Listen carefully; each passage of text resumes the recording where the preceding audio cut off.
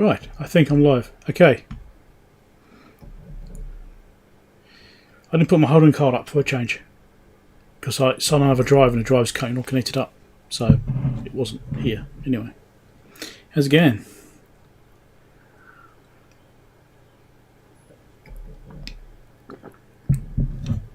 Popping this mic a bit closer.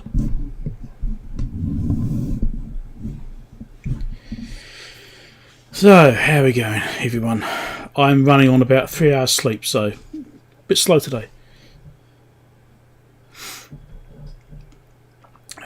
Right.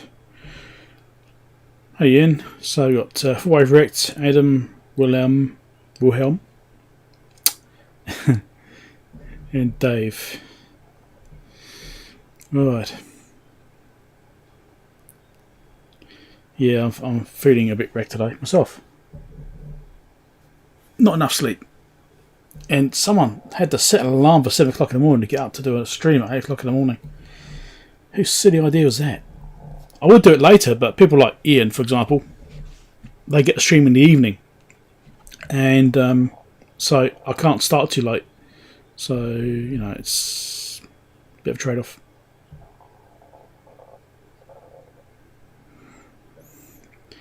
ESP32S3 CDC OTG mode. No idea. I haven't played with the S3 at all. I've only played with the original ESP32s. I haven't done the S2 either. 9 o'clock there, yeah. Hatter, how's it going? So, that's what Adam's in the UK as well. So, yeah.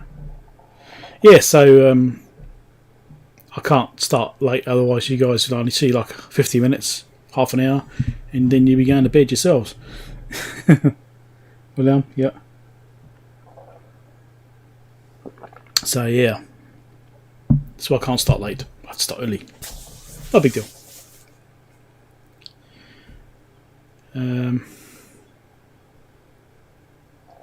GJ, how's it going?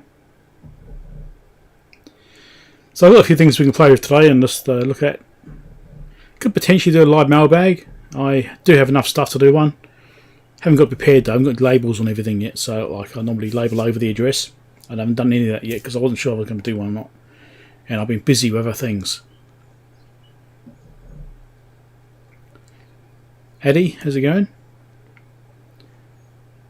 Glad it's helping you. Thanks for dropping by.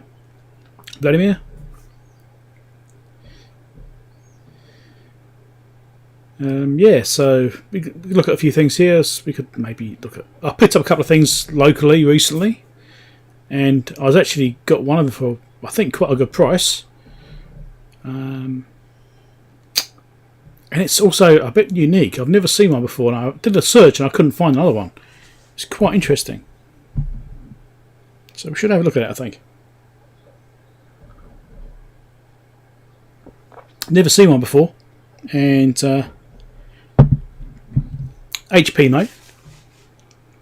But the unit, I even just doing a search for it, the model number, couldn't find it.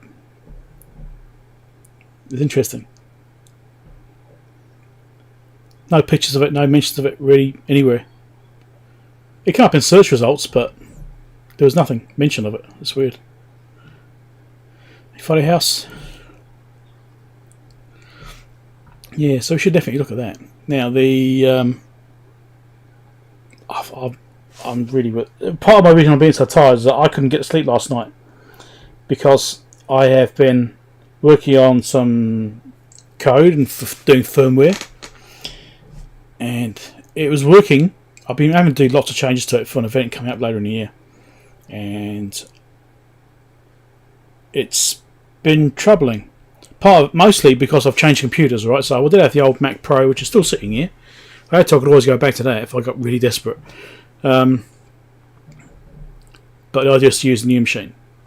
And changing machines has upset stuff a lot. I've updated all sorts of things and updated libraries, and it's like some of these things I probably should not have updated because they're buggy. Yeah, actually, newer versions are worse than the old versions, and it's been causing me no end of trouble. And I spent the past 2 days doing code in this firmware, and yeah, it's been a problem. And I figured out a bug yesterday. I was having compiler problems because one day, like on Friday. I could compile this thing, it'd work okay, no worries. And I made some really minor changes, recompiled it, uploaded it, didn't work. It's like, that's weird. Something which I hadn't even changed played up. So there's a bit of a weirdness in the compiler for the Arduino IDE. I did try using version 2 of the IDE, and it kind of works, but on the ESP32 I found it has some issues. So yeah, it's been causing me problems. So I've actually gone back to the original 1.8 version. Anyway, is it a bit out of focus? Maybe. If I put some more light in it, might help. Now, it's been terrible weather. Guess not. Get some real light in here, shall we? Instead of artificial light. Get a little bit of that in there. That might help slightly. Mic's a bit too high as well, you reckon? Okay, I'll drop it down a little bit.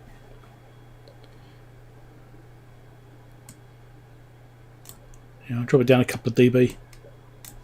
That probably helps slightly.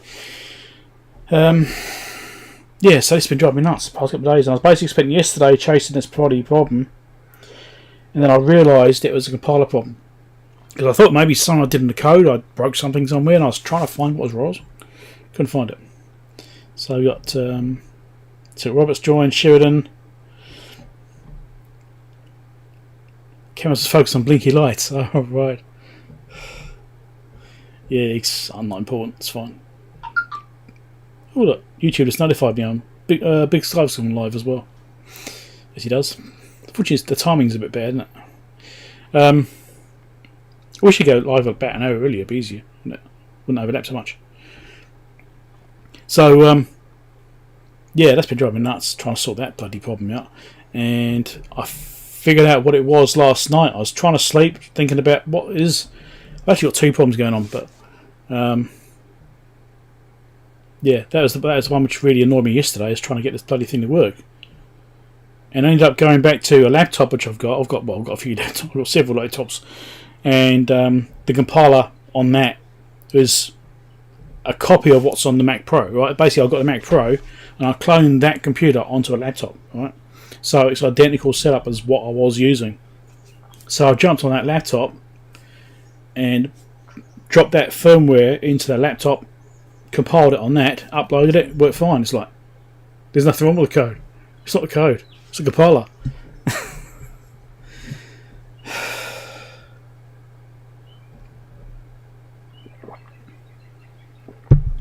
So that drove me nuts. And then I figured out what it is.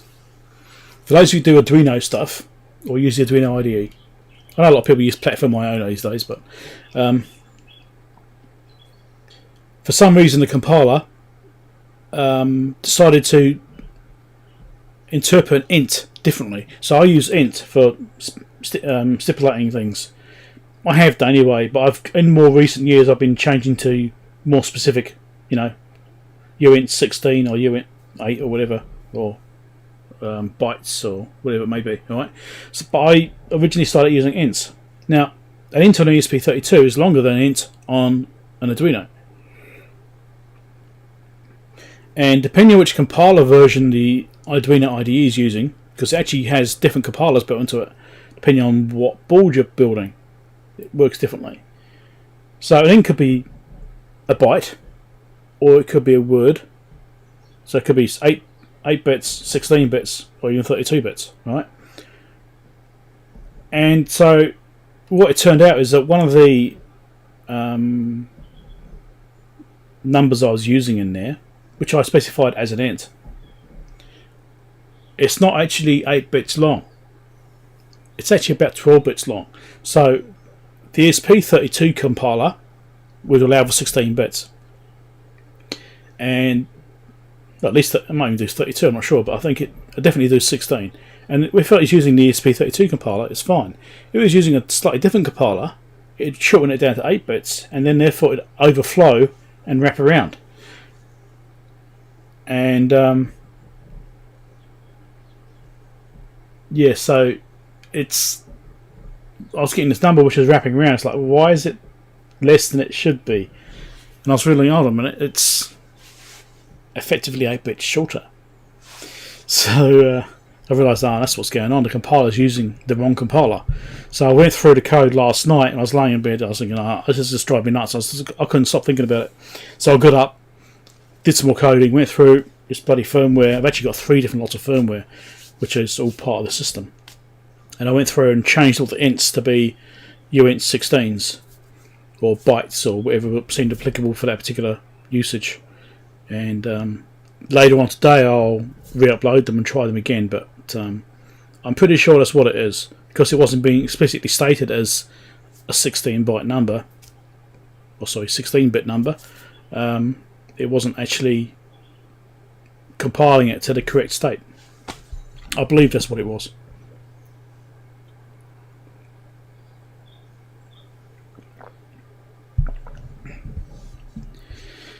Yeah.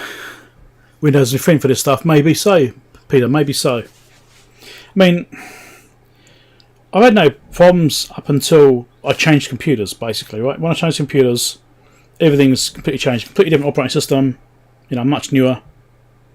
It's still out of date, but it's much newer. And updated all these bits of software, which I've been lagging behind by a lot because of the old machine. And a lot of things changed. Although I'd done a clone of the 2010 Mac Pro into the 2013 Mac Pro, because of all these update stuff I've been doing, it messed things up for the Arduino stuff. And yeah, so right now I know I can definitely do it properly on the MacBook. Right, I can do it on that one just fine. I know that one works. That's a direct clone, unmodified of the original Mac Pro, so that is fine. That works all right. But the this one, goes for the updates and changes, it's because I tried the version 2 IDE as well, and that made things worse. I mean, it seemed to work, but I did have problems with bugs. And yes, that's certainly a pain. But I lost basically yesterday chasing this bug.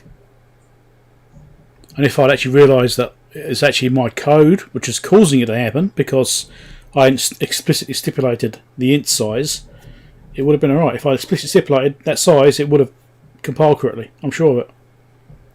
I haven't actually tested it yet, but I'm sure that's what it is.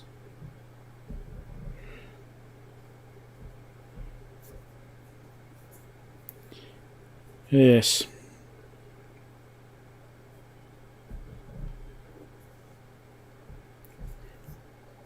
Yeah, if you just use int, right? If you use uint 32 or uint 16 or whatever it may be, then that's the size it will stipulate, right?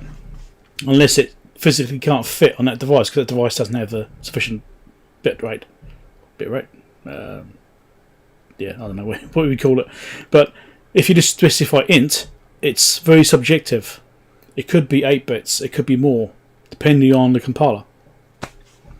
Hey Ray. So yeah, because of my laziness, I suppose, in the coding, just stipulating an int and assuming it's going to figure it out right because it's an ESP32.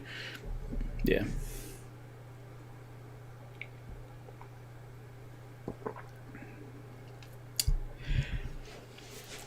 An int is that long?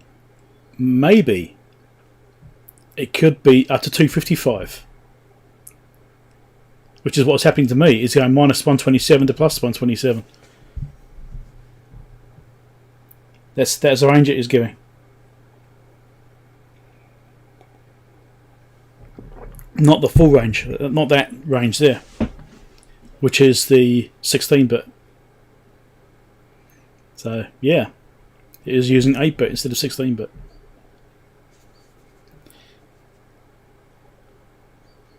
I'm certain of it,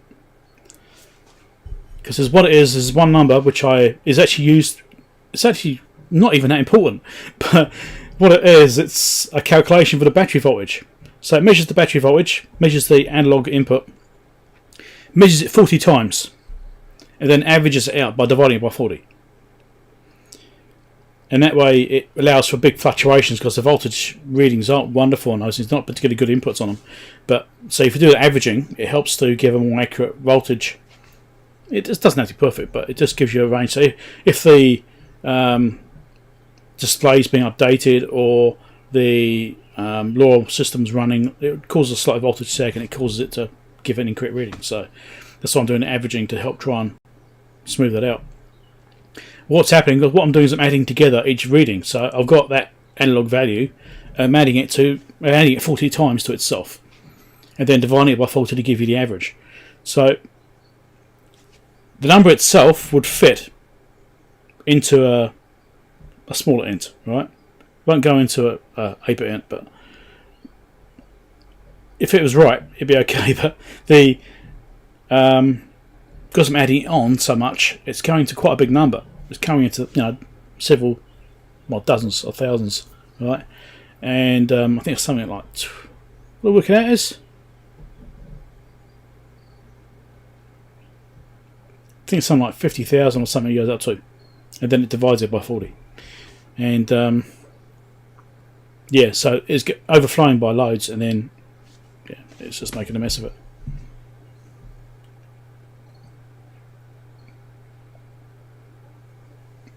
That's an interesting idea, Adam. Hey Rob. Bit hobbyist, how's it going? Yeah, so yeah, it's got me no end of problem. I wasted so much time yesterday. I had other things I wanted to do yesterday, still involved in the firmware, but I've had to do a lot of changes to it, and it's been tiresome.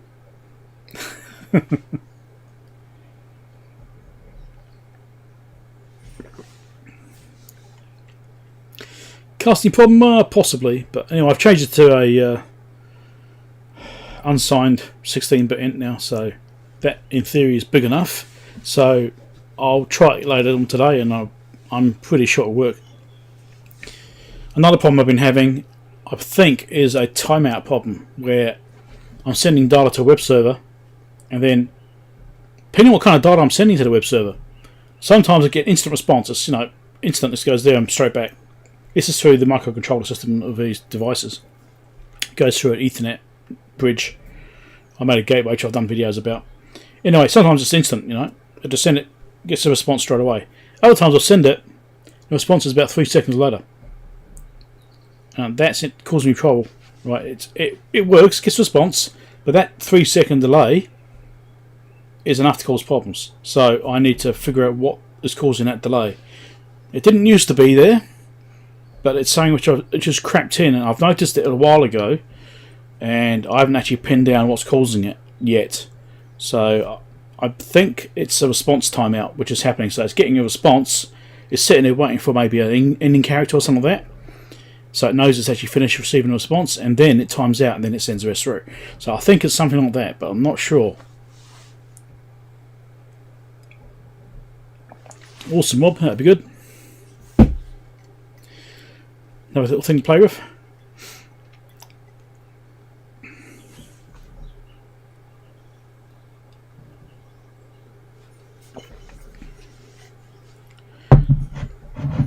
Yeah, so that's been driving me nuts the past couple of days, that coding. So I was hoping to actually get that finished yesterday, because I also got to do some work on the website to handle the responses these things are sending to it. Because let's say it goes to these devices can talk to a web server which you run the bus in a motorhome. So we run that at events. They talk to each other. That web server communicates to the website to post things to it and synchronise with that. And also work on the web server side of things as well. But I need to solve all these other problems first, so I'm not chasing a few problems at once.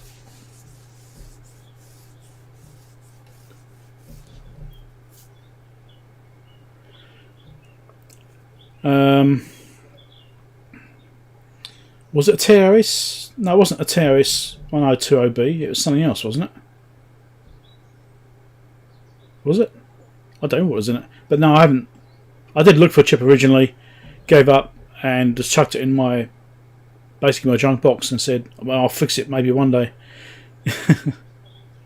Hey, Brad. Yeah, fortunately, myself and Big Clive tend to choose the same time to stream because it suits us both for some reason, so it just works out alright. I would do a different day, but it doesn't suit me or it doesn't suit other people. So That's just the way it is. Most people chop and change between myself and Clive. See what Clive's talking about, see what I'm talking about, or what I'm doing.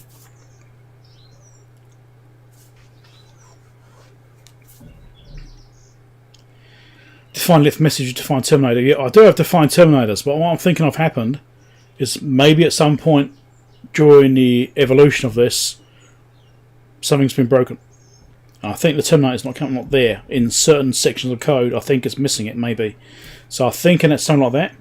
So yeah, I need to dig into that. I'll do it later on after the stream. I'll sit down and look through the code and just check for those messages to make sure that the actual terminator is there. That's what I'm thinking it was. That came to me last night thinking, it's a timeout because there's no ending terminator. So yeah. Well, most of this is junk. That box I've got is just bits and pieces which have blown up, even like old routers and old dash cams and things like that. Things which aren't normally fixable. Join Clive for the Jaeger minion and the fire. Yes, indeed. Does that mean I have to start copying him and doing flames and stuff? Not for me. Spare parts, yes. Well, I'll quit a junk bin because it's just stuff which I won't be fixing, but may be useful for something one day. I've always had junk bins, always had them. So.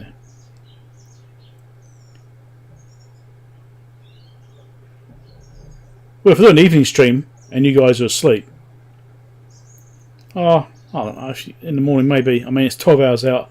I could do. Part of the problem is that the reason I chose a morning slot rather than a evening slot for me is because of the internet connection. Right, so my internet right now is much faster than it is in the evening because of loading and stuff like that. You know, everyone doing streaming Netflix or whatever it may be in the evenings when they're sitting there watching TV. So it drags down the whole network, and so that's why I chose the morning time, because my internet is just purely a lot better. It's twice as fast. Reefer 5 if stream. Yeah, explode a reefer. I might. Yeah, it could be random reefer. You just power it up and wait for it to explode during a stream. You don't have to keep watching and wait for it to happen. That'd be the way, eh? That'd be a good one.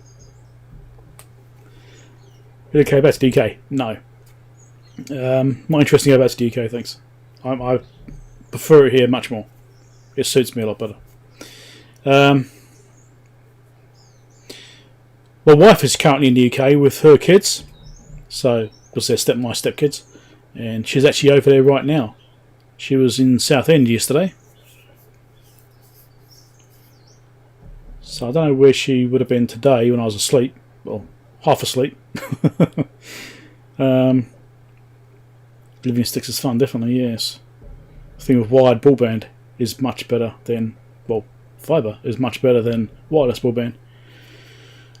Oh yeah, so my wife's in the UK right now. So if anyone in the UK wants some test gear to dump,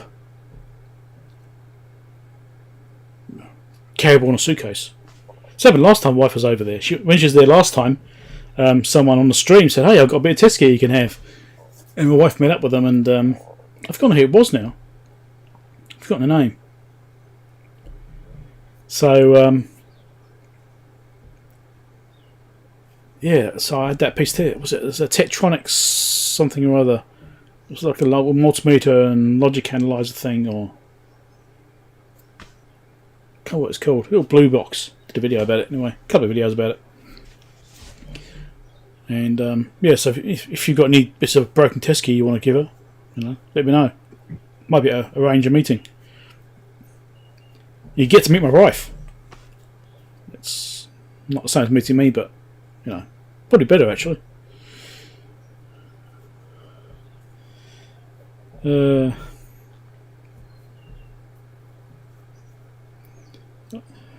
OSC32 is great for sending. Yeah. Have Welsh cakes.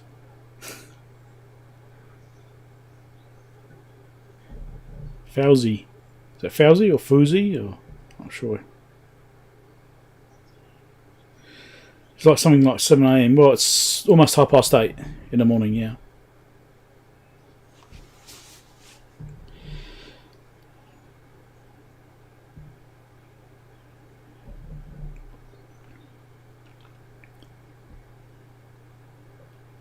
Always want 10 times the real value. Well, it's like eBay, isn't it? I want 10 times the real value. Some of the prices in there for broken stuff is ridiculous. Easier on the eye, yeah, definitely.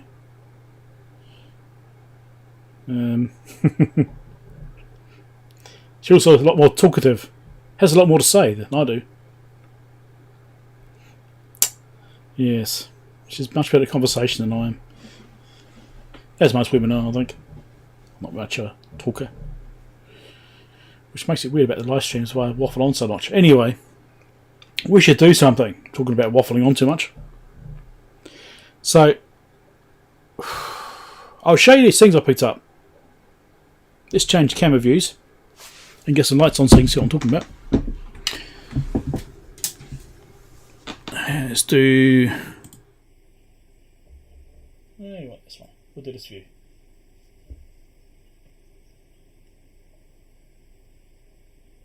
It's time. You're feeling you're falling over. Right.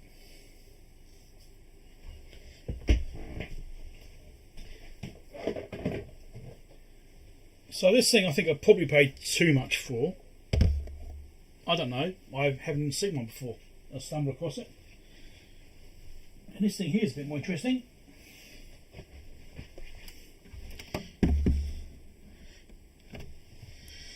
So I picked both of these up from the same seller. Both the same price. So I paid $150 New Zealand for both of these things. I'll reveal them in a second. Now what's interesting about this is it's got this case on it. Right? There's the actual unit there, and it's got this transport case over it. And the transport case, it's a 11076A. And I've never seen one before. Very interesting. There's the front of it. The light's probably washing out a little bit. Yeah, I'll turn one of those lights off, it's probably washing out. Alright.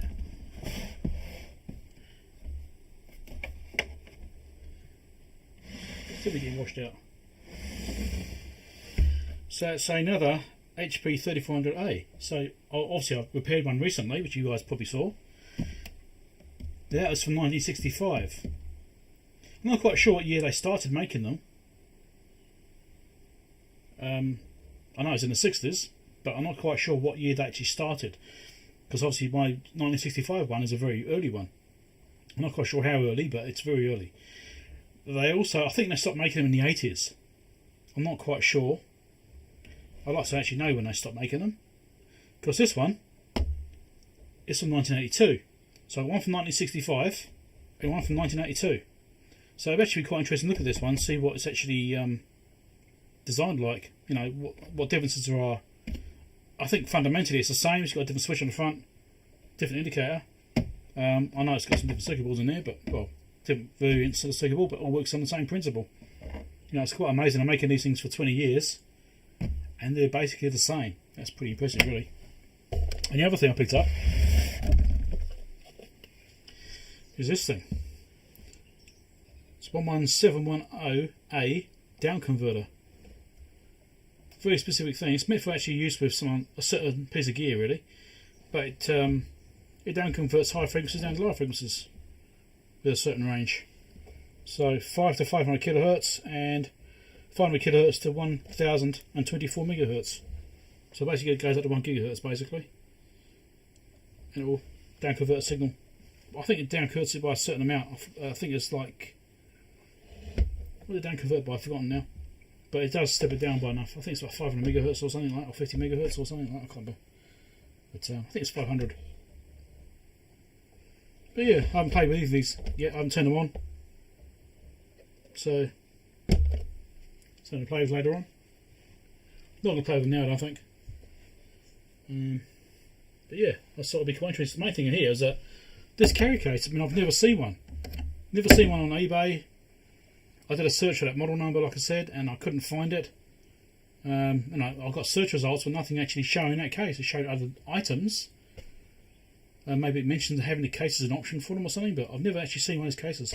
And it's just a bit of a shame it's been broken, because it's pretty unique.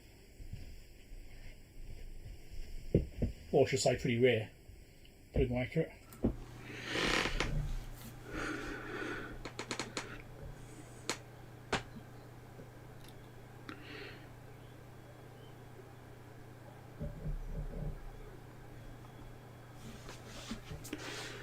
Adam, so you got PCWay to sponsor Embedded Hobbyist, nice. M5 Stack to sponsor Dan. Oh, really? Nice. I know PCWay deal with Dan as well. I mean, PCWay sponsor me, but I don't do the whole big interrupted advert thing like a lot of people do. I know that Ian does it, and several people do it, where you have this little advert slot in there for PCWay, but I don't personally like to do that. I think it's a bit of a interruption to the video, so I don't mind doing it if they're being sponsored because they're supplying the PCBs for a project like the HP 3500A, and I'll do mentions and things on that, and that's how they sponsor me. They give me free boards, and then I promote them by mentioning it and showing it and stuff like that.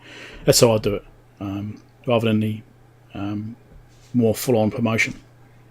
I just like to keep it quite low-key. But each to their own. I mean, the thing about YouTube, you can skip. So if you get an advert, you can just skip for 30 seconds. No problem. It's not really an issue if people do put them in. I just don't like to do it. I didn't listen to his last podcast, actually. Or when was it one before that? He just did one about ChatGPT, didn't he? I haven't listened to the last couple, actually. I'll be busy.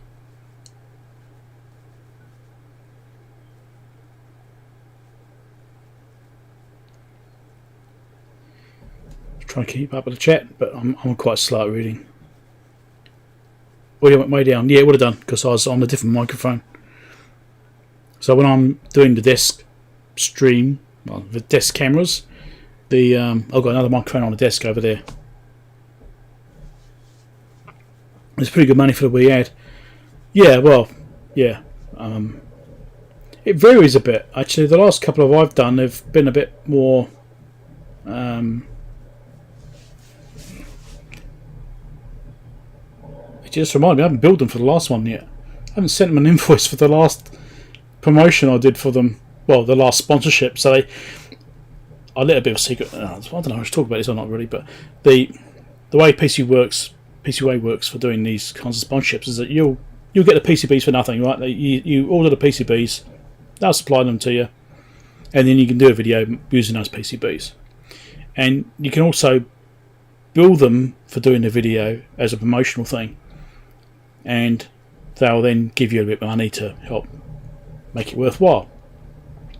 Right, so you don't only get the PCBs, you also get a little bit of cash to go with it, which can go towards other things like buying the parts to go on a circuit board or whatever it may be. Right, running YouTube channels can be expensive, especially ones like ours where we repair things.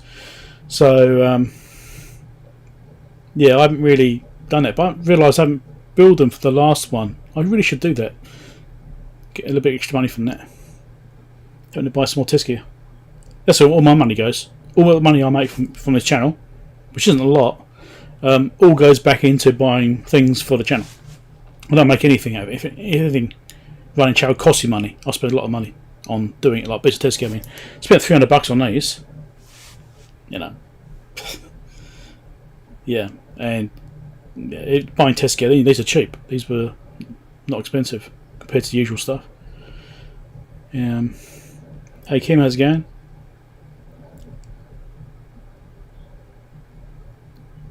Don't need to mention your sponsored. Okay, yeah.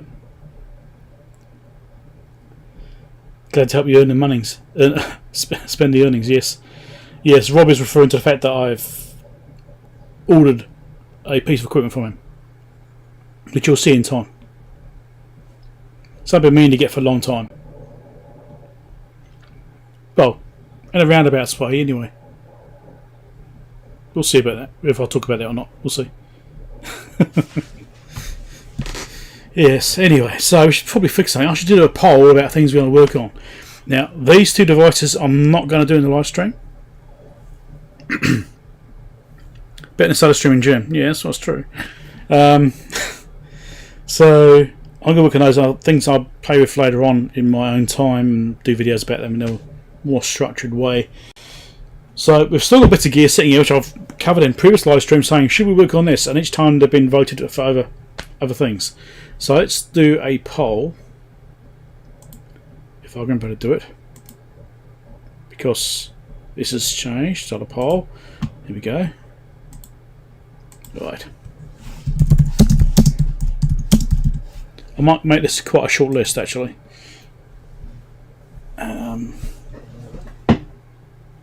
What we got? Well, I could do that. Maybe. I'm just trying to think what I've got to do on certain bits of gear I've got sitting here. Paul Daniels. What about Paul Daniels? What the hell's that thing called? Right.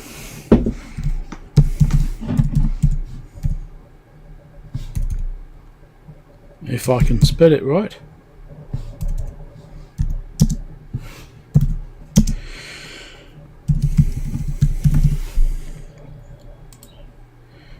Next item. I'm trying to think what I need to do to these. I'll try and remember.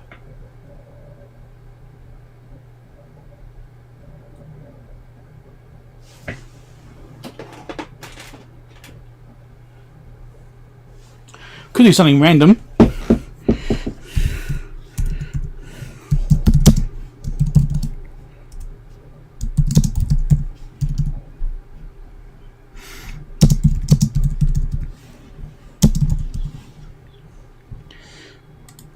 Something a little bit different.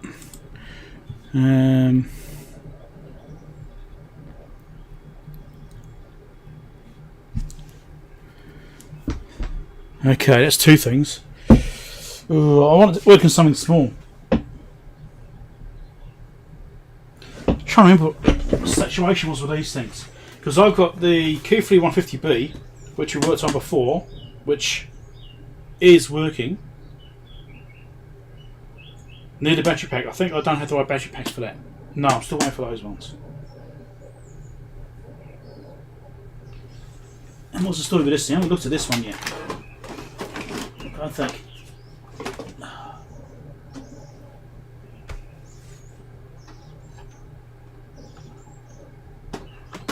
Okay. I don't think we've looked at that one yet at all. So.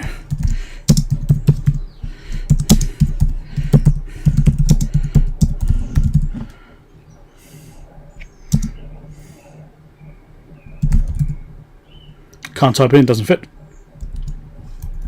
I have to shorten it. There's three options. Is there a fourth thing we can look at?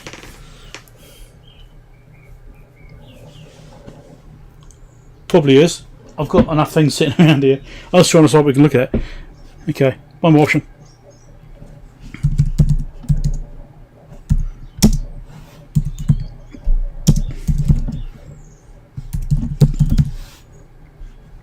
Okay. Poll is now up, hopefully.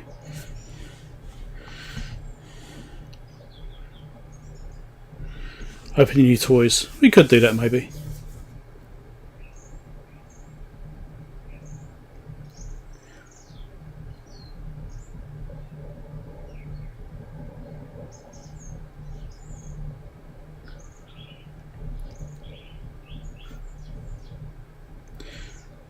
Paul Daniels, author of Flex BV. Yes, I know Paul.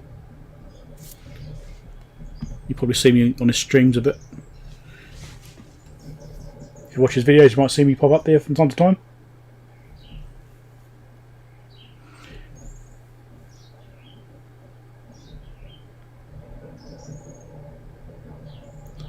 You vote the thing over there on its side. You might break out the beers. I haven't got any beers actually. I was thinking about buying something the other day.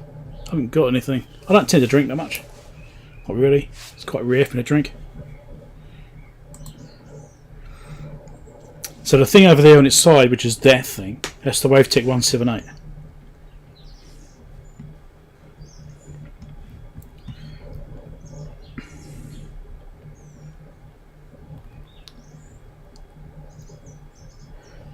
Oh, Adam's going.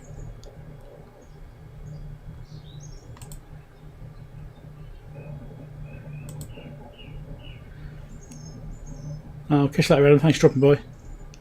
This is where we got to the good stuff.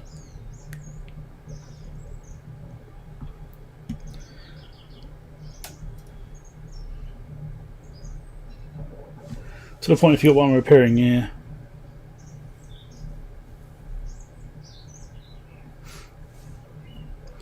Well, the poll so far is like neck and neck. Everything's basically the same.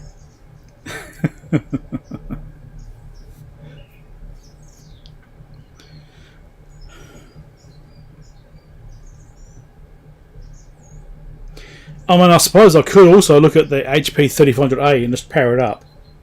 I won't do the down converter, but the 3500A we could actually power that one up and have a look at it and see if it actually works. Take out the case and that sort of stuff. That's a possibility.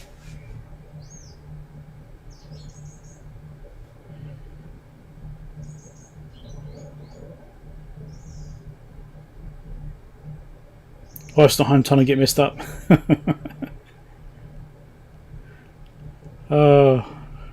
No, exactly 25%. Yeah, everything's equal right now. Everyone's split.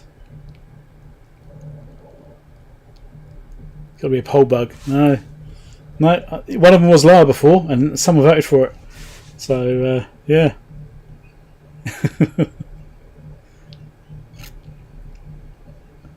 Which one can make the most smoke? Oh, good question. Either of the Wavetechs are likely to make the most smoke.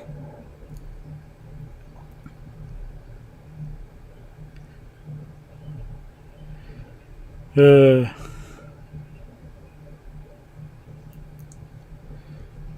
it's 20 votes now.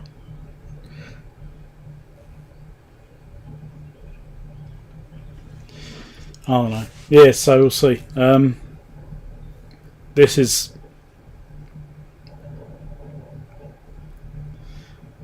okay. Well, it's a split. I guess it's up to me to choose. Ending poll.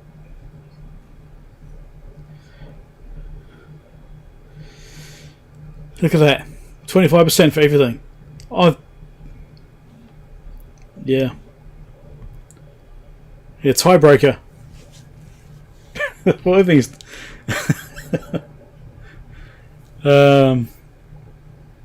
Okay, we'll have a quick look at the HP 3500A. We'll do that. Okay, we'll try and get out of the case. I'm not sure how to get it out of the case yet. I guess I'll have to figure that out. We'll have a quick look at that. See if it works. We'll just test it, see if it works. And then I think I might attack the small Wavetech, which is the Wavetech 21, because just sitting here getting in the way, it's really too small. It's an easy thing to work on the bench, unlike the big Wavetech, which is going to be a bit more cumbersome. And then we'll go from there, I suppose.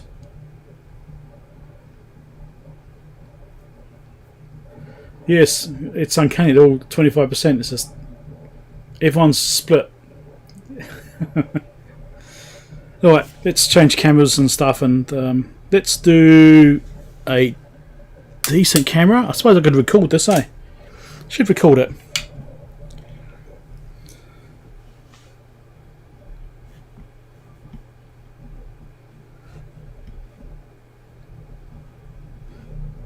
Okay.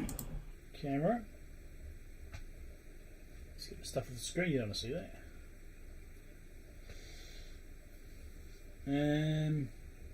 Okay, let's try and see which mic we're using as well. So on the desk, so I can see it. Put this to one side.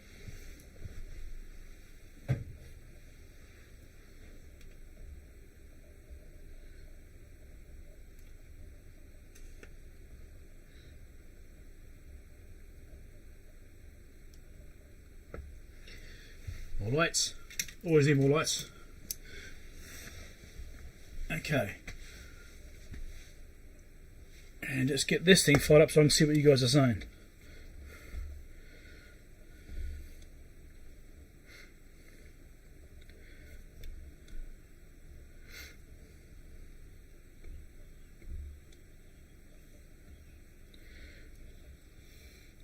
You actually work on a toaster, to be honest. It's funny. Alright, let's stick that there. Okay.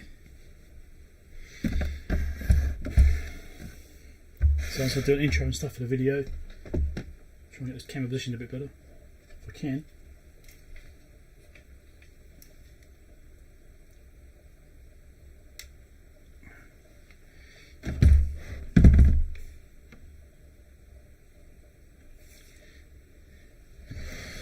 Right.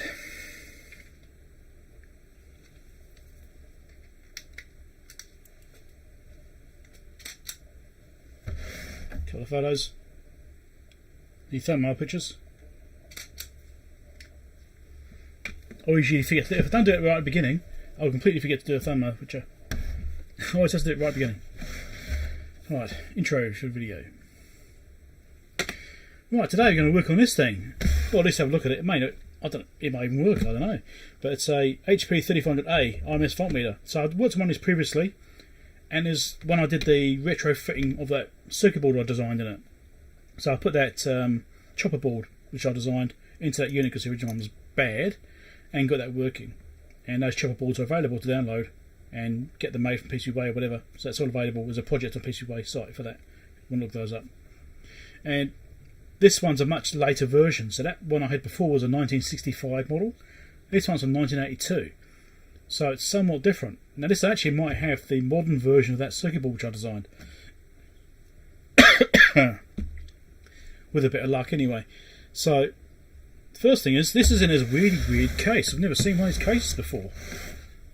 So this case has actually got a model number on it. It's an HP 11076A instrument case. And you can see the actual original casing is in there, it's just slotted in. And it's a bit unfortunate it's broken, but I've never seen one of these cases before. It's really unusual. I even did a bit of a search online trying to find it and see if I could find this case. I couldn't find it. It was really weird. It's like there's just no information about them that I could find. Anyway, so we're going to start off with taking it out of the case, have a better look at it.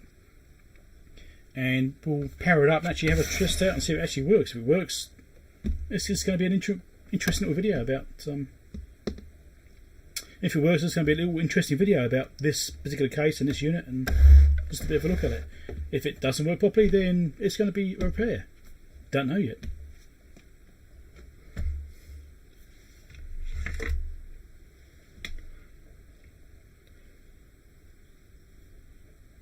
We're currently restoring an HP 2590.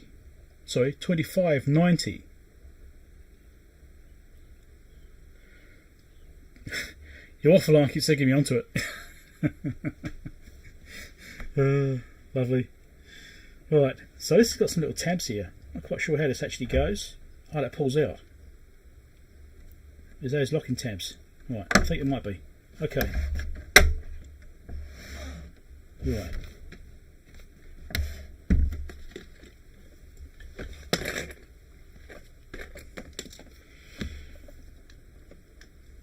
Come on.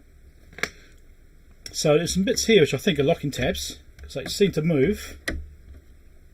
I'm guessing it does something to allow it to come out, does it? Maybe. There we go. Oh yeah, yep, so that just tucks in behind. Alright, that's how that goes. When I actually purchased this thing, it didn't actually show the case. It just showed this outside of the case, like a normal unit would be. And the case was a surprise. Now I've got to try and get it out. It doesn't want to slide out. It's got stuck just here. Let's turn it up now. Or sideways or something.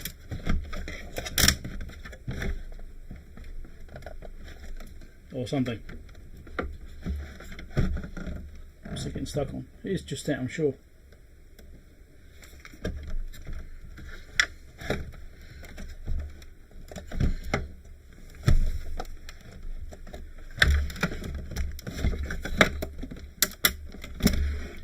It's a shame it's broken at the back here. It's a real shame it's got that. But, what is holding this in?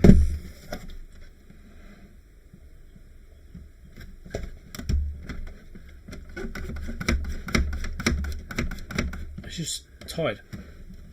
I'll come back once I've got it out of the case, I think. But,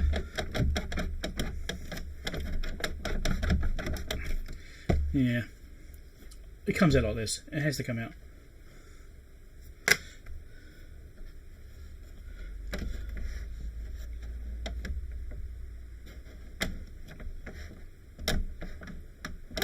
You actually did repair your toaster a while ago, but you recorded it.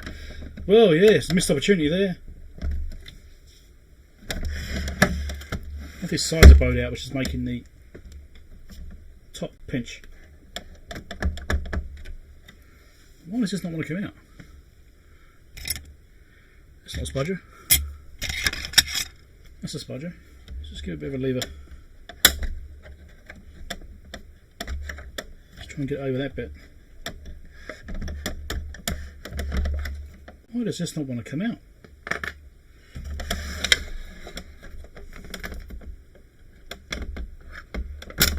Oh, there we go.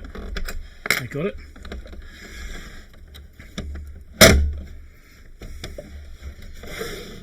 Because these sides do look like they're bent out. I don't know if it's meant to be like that or whether it's actually been stressed because it's been squashed a bit or something. It's bowed it. If it's been had a weight put on it, it might have bowed the sides out. Maybe anyway.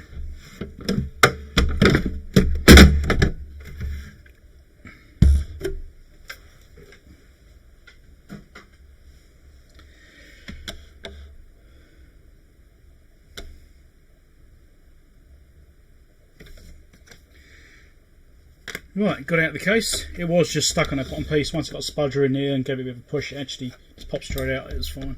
So it was no particularly complicated thing. This has been from Babcock's as well. So local. It's got the seals on it still. Now, do I open up and have a look? It's set at 230 volts. This has been used locally. I should probably just pop the cover off and have a quick look. I mean, the seals are off anyway, so there's no real loss there, is there?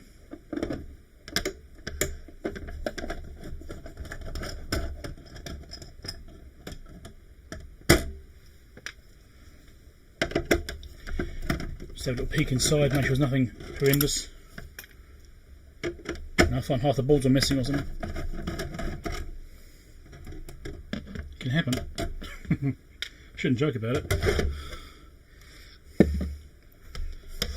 Power supply board, looking alright. It's got a more modern transformer in there, and it's got the new version of the board, which is what my board is based on. Nice. So looking nice and clean. Cool. So that looks absolutely fine inside there. It's interesting the way the digital board looks newer than the power supply board, because it's got newer style caps on it, and the power supply has got some older ones. These are the older style, like Sprague's. It's interesting. Also got some of the newer ones, but yeah. So it's the newer version of power supply board, newer transformer version, and the chopper board is the newer version as well. Cool. That's everything I was expecting basically, and it looks pristine inside there. Very nice. There's nothing to be concerned about, so I should just power this thing up and actually see what's going on with it. I bet it works. Probably.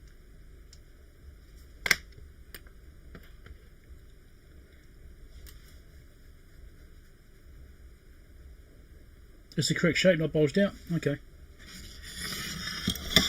Just tight. Probably meant to be that way, yeah. Alright. I'll need a source for this, which I happen to have.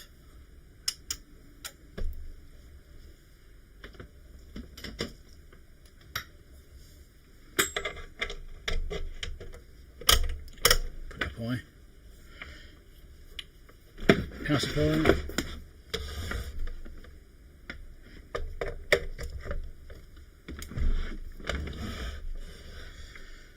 I'm going to leave the top cover off for now in case it smokes. You never know. I'll turn it on properly, it'll probably work better. Pushing the button all the way in. Going to use my signal generator for this. The STG 2042X. That's right, it's a solid foot, not a partial foot. There we go. Trying to get the wire out of the way.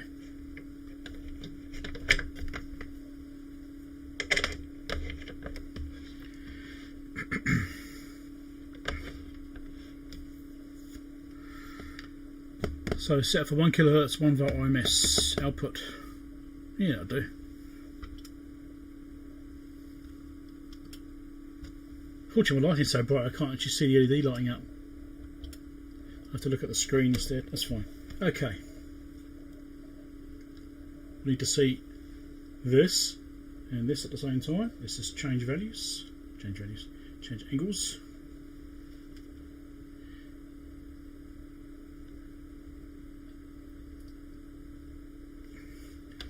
Maybe try and get reflections off it.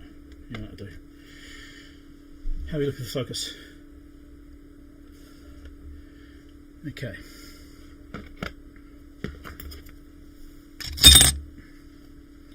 Check the chat.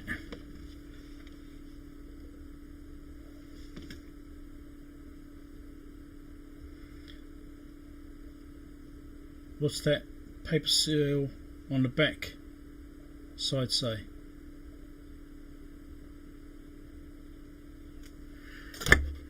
Well, that one or the other ones?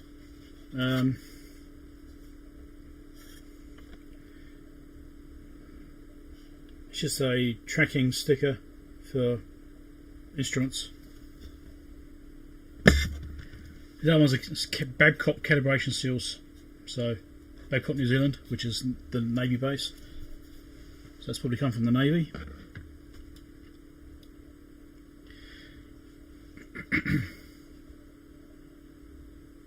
Okay.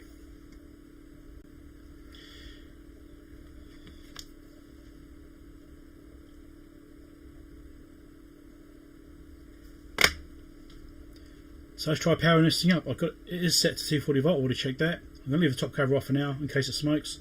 I've got the cable here running off to my Siglent STG 2042X generator, which is generating, well, it's set to generate a 1 kHz 1 volt RMS voltage.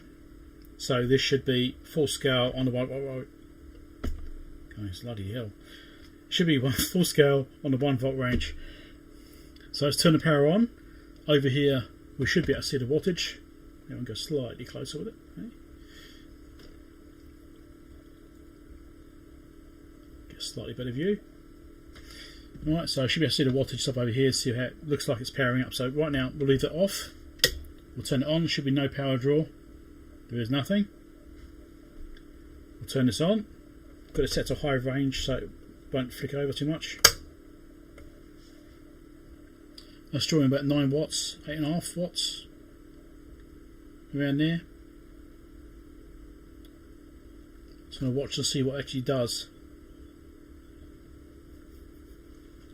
I think this may still have a new Vista in it. I'm not sure if it's still got that in there or it's got a different system. Which is like a little valve which has to warm up. So it's stabilising, about 8.5 watts. It seems to be settling down now. I'm guessing it's a bit of capacitor reformation going on. Yeah, okay, that's all stabilised.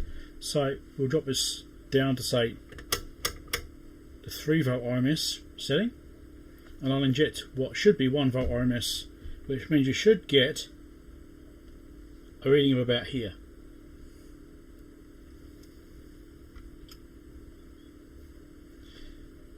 And we do.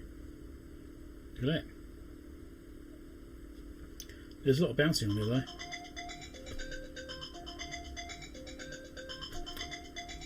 Why is that going off?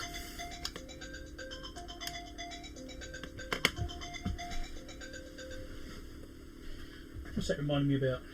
That's a reminder alarm. Oh, just go. Someone knows it's their birthday. Nothing exciting.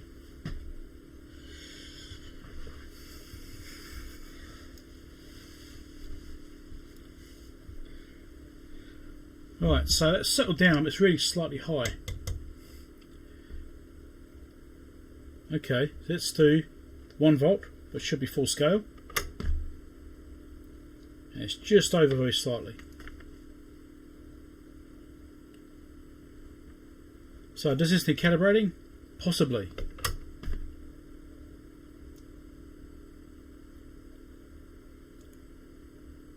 Possibly.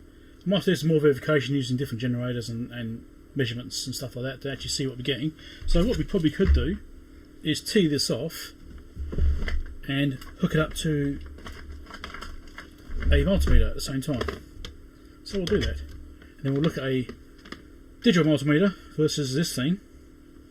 And we'll see what we get. This remote's driving me nuts. It doesn't stop it all the time. Or start it all the time.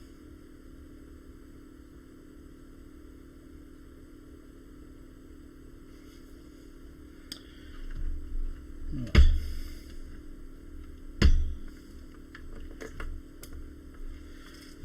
Use another cable and a splitter. One of these.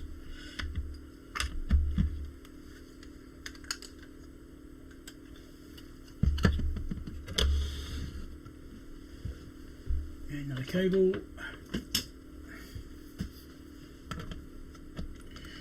Really, I should split this off at the source, so both are identical, but this is going to be good enough.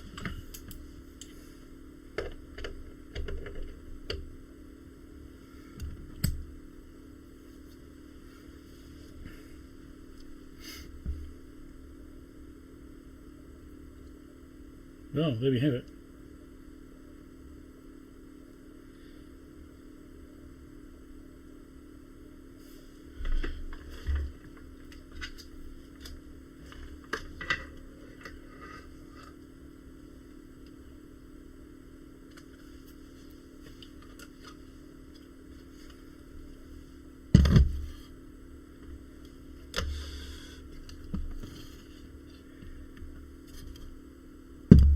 How ridiculous do we have to go? What do you reckon? Yeah, it's dusty. I really should clean this place.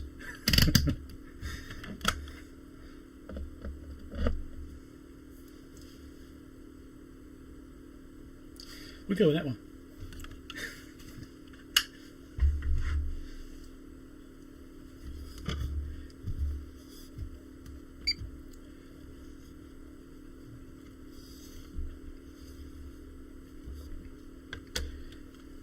Right.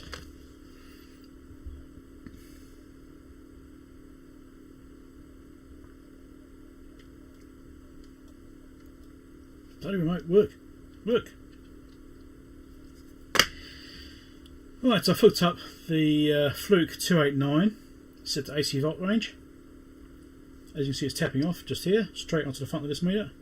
So that it's actually daisy chain, which isn't ideal. Really, I should be tapping off directly from the front of the generator, be completely equivalent, but this is going to be close enough for our purposes. And you can see that we've got more than 1 volt on here, and bouncing slightly, and basically almost exactly 1 volt there. So this is actually reading very slightly high. So what's that, about 1.08 or something? So this does need calibrating.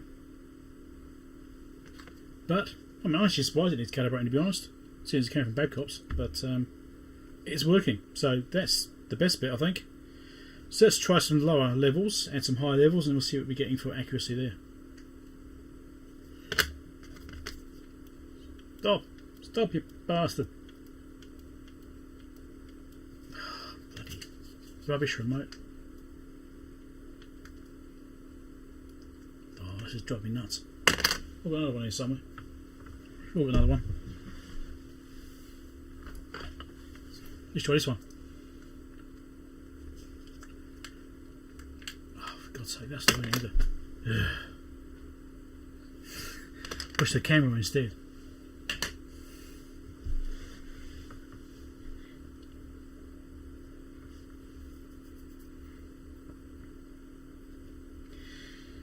Okay, so let's try a high level first. Let's go.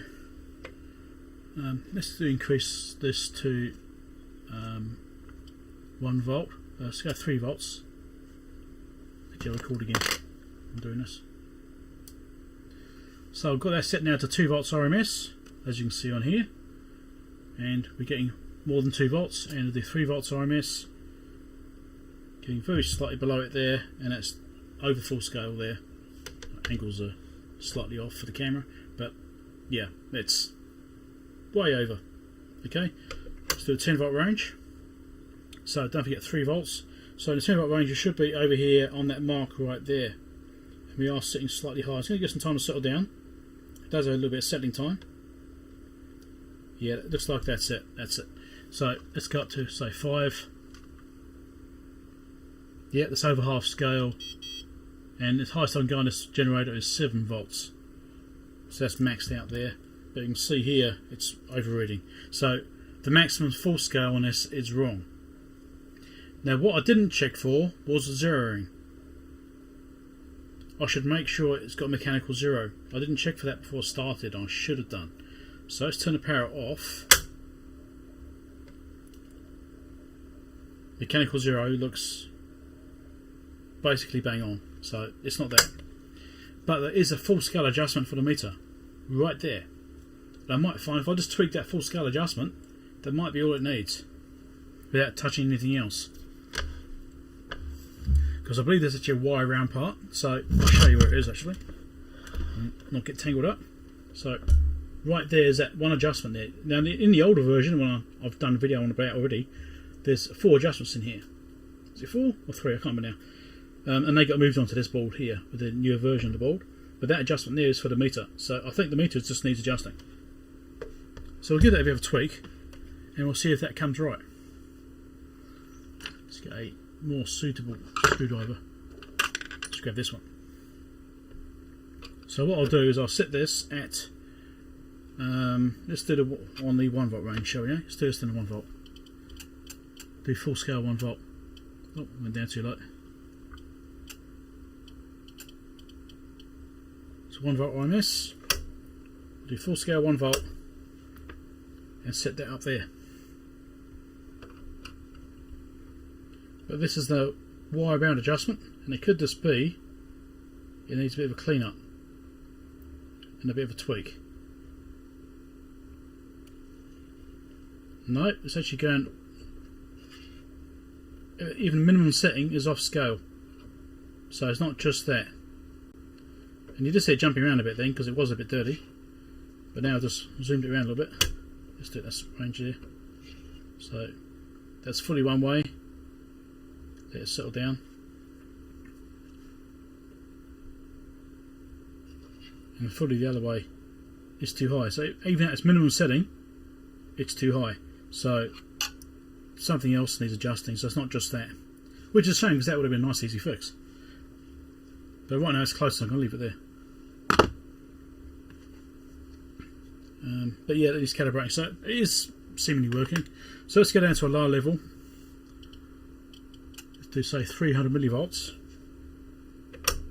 1 volt range, and let's say reading above, that should be full scale,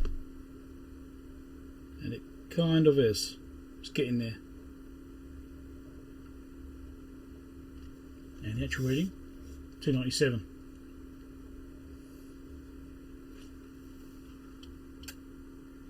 It's 100 millivolts.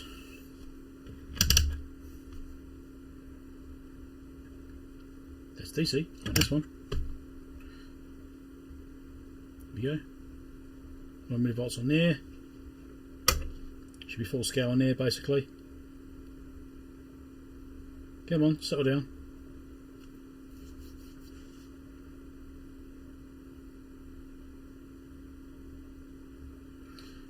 The switch might need cleaning. Yeah, look at that, that's settled it down.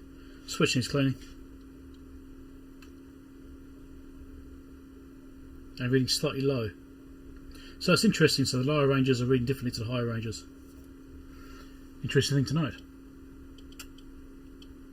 So I'll do 50. So half scale. Yeah. 30. Just see it slightly low like it was on the full scale. 30 over here. So what I might actually do is tweak this back up so these lower ranges are correct, and I'll just have to look at the higher range.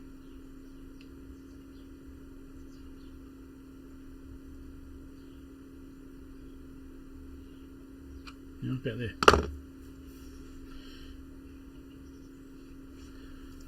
So let's go back up to 100 again. Yep, that's looking right there. So it looks like the lower range is actually okay there with that adjustment, but the higher range is wrong. So down to 10 millivolts. That's looking right there. Looking okay there. So yeah, it does look like it's basically working. I just need to tweak the adjustments a little bit. Let's do 1 millivolt.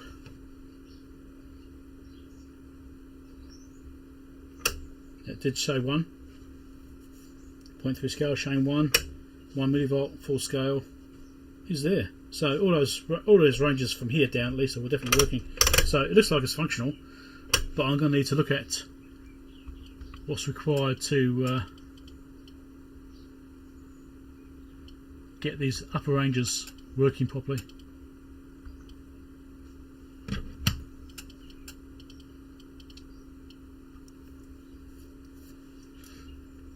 Yeah, just that slight offset there, which is interesting.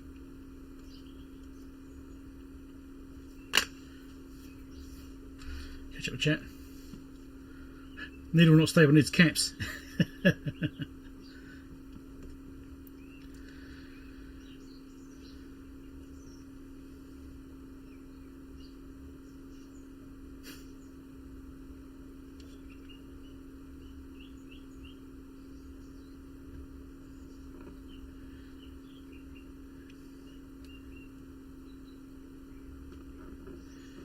Kerry, if you're going to advertise your stream, what's it about?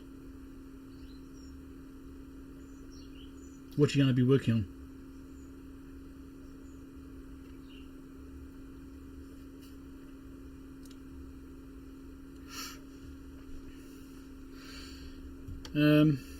Okay, so that's working, so I'm happy with that. I'll just have to look at the adjustments.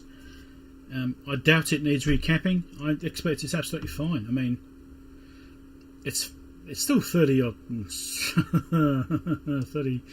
40 years old. 1982, still 40 years old. Jeez, it doesn't seem that far ago, does it?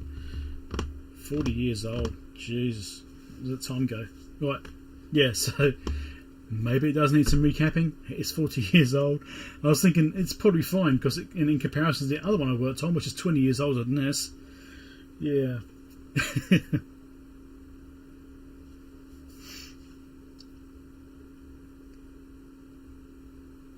You're making a power distribution panel for your lab. Oh, current limits and stuff. Okay.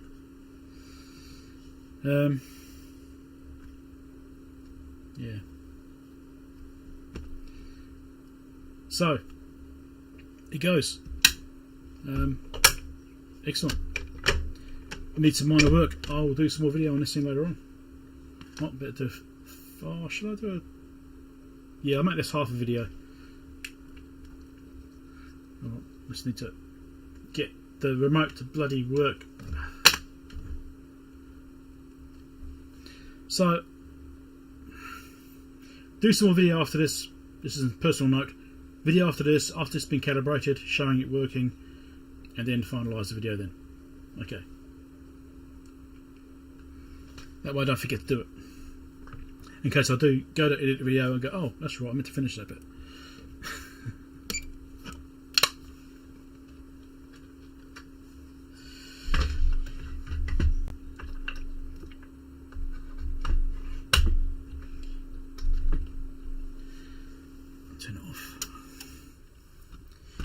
This down again, and I shall look at this later on. I did a calibration later on because it takes a bit of time messing around with those. I mean, the other one I only did partial calibration. I did that board I built. I didn't do any of the rest of the unit. I only did the board that I designed. That's the only bit actually calibrated in that unit. And obviously this is going to be similar, but not quite the same. so I'll worry about that then.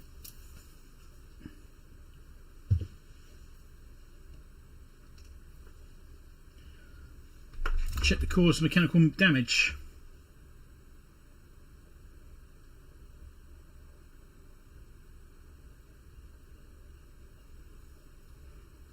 Well, there's nothing obvious here, it all seems fine. The meter movement is absolutely immaculate. My other one had like I don't know, some kind of dirt or something on the inside of the actual meter, the screen, the actual the glass. So that actually, it could be the paint coming off, just like little fragments of paint, tiny little bits of degradation which are on the inside of the glass. This one looks perfect.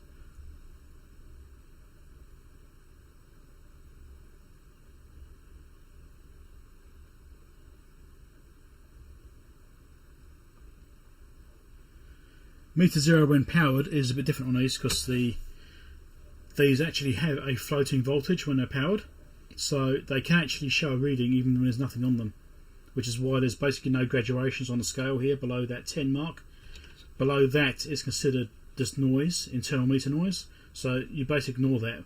Once you get above that, about 10 on the scale there, then it starts to actually have proper readings. It reaches its own noise thresholds. So that's a thing I know about from the previous one I worked on. It had a floating noise level of around 10 on that one, just under 10 I think it was. So I think it was about, what was that voltage reading in there? I think it was it 100 millivolts went through it, and then it was like 10 millivolts of noise, something like that. I can't remember now exactly.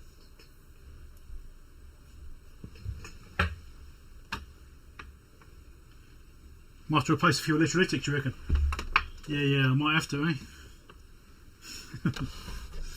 Didn't check for ripple or anything. So anyway, that works alright. I'm glad it actually works, actually. It's quite nice to get something which does work instead of maybe doesn't. But obviously calibration, I mean, it could still have a problem. You know, the calibration thing there, with that being off, it could be a problem still. It's possible. I'm not going to rule it out as a problem.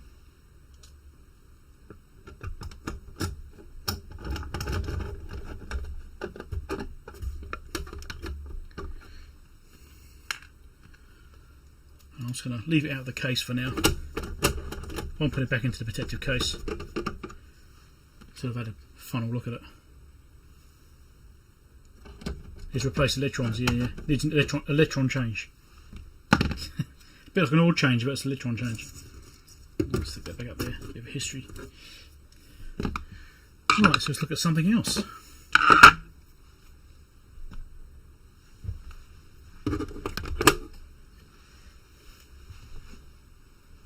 Maybe that's what the magic smoke should be. It's when it needs an electron change.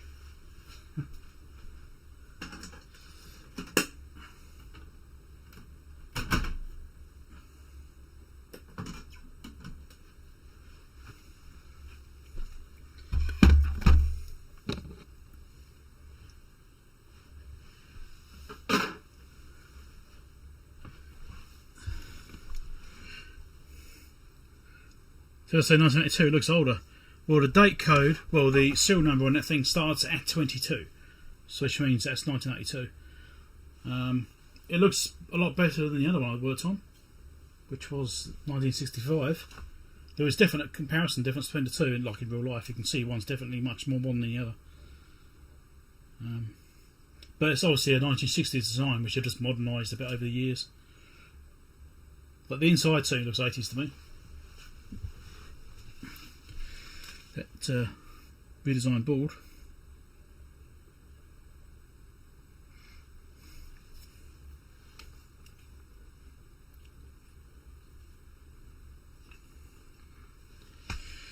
So, this thing to look at now. Let's just get my head into the game. I have to be careful about this. I can't power this up yet because it's not set to the correct voltage. Well, I could power it up for the auto transformer and adjust it down, but I'm not going to. I'm going to open it first.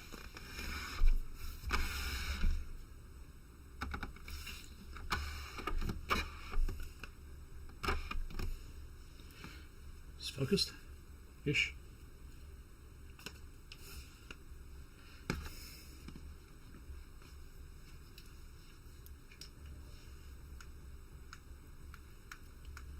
These remotes are driving me nuts.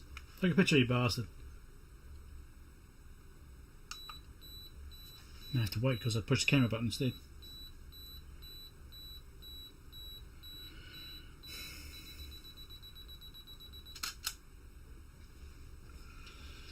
Do I need to fix this remote? Is that the next thing I need to do? Because this is just driving me nuts.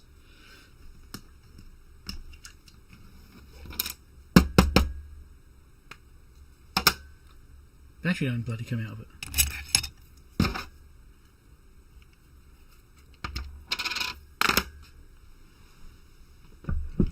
Let's find a battery tester.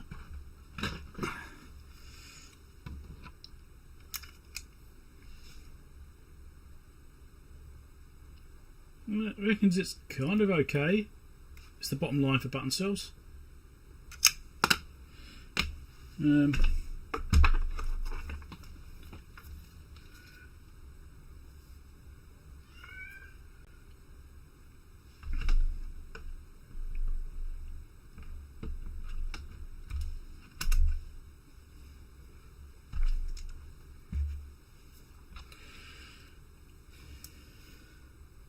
2.8 volts.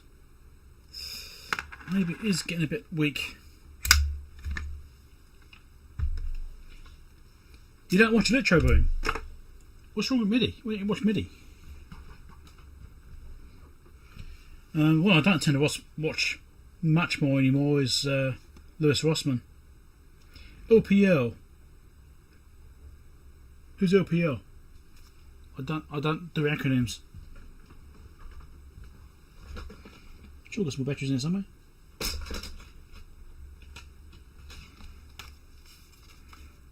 Yep.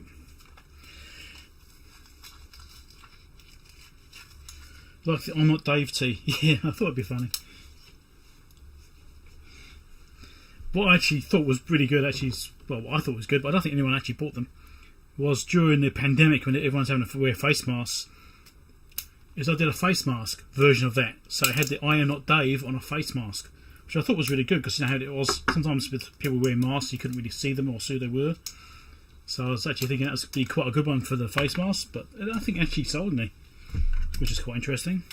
I was expecting better from that. It measures 3.2 out of the pack, so that's much better. Okay, we'll drop a new battery in it and see if that helps. If we're lucky, it will. I'm guessing I'm putting the right way up. Right, let's push the button and see what happens. Oh yeah, took a picture. That's a start.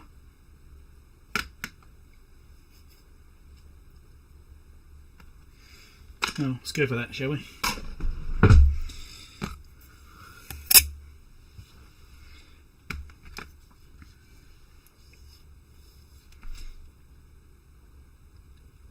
So I'm still curious who LPL is. Who's LPL is it referencing there? Is that a channel I don't know about, which I should know about? Anyway. Video recording. Come on. It's got any battery now. Just give up.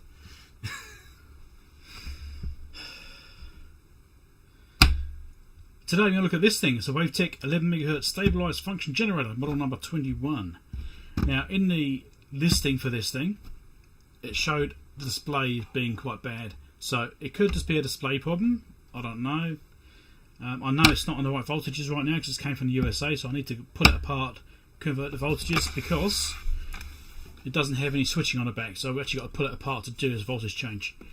I haven't read the manual, haven't studied the circuit diagram, haven't read the theory of operation. I haven't done any of the things I'm supposed to do when I work on a piece of gear. But let's do it anyway, because I like to fumble my way through.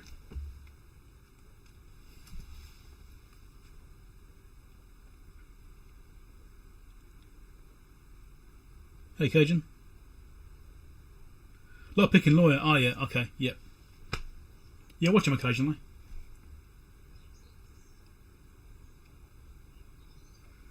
Yes. Well, sales of Flux have stopped because, you know, it's maybe he himself is using less. I don't know. Right. Let's get this thing opened up. So let's get into this thing. That's the first thing we've got to do, like I said.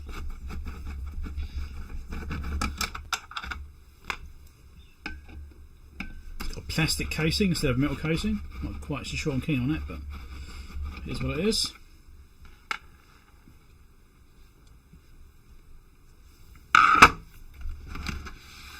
It's like it slides out from the plastic casing. Okay. It does look like it's two parts as well, but we'll slide it out. That's fine.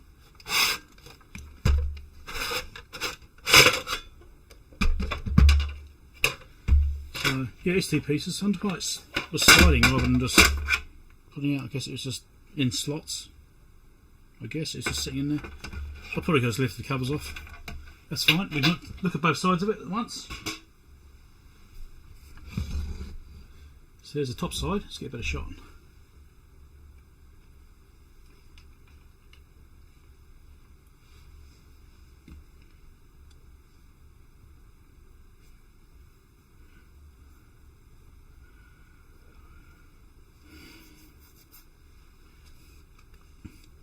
Yeah, Vossman did a lot of stuff at night, didn't he?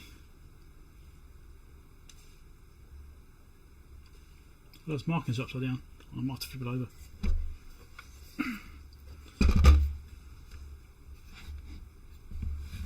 Interesting setup. Alright.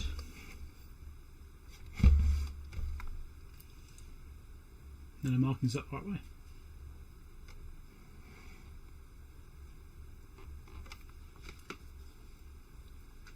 I keep going and grab the remote to push the button.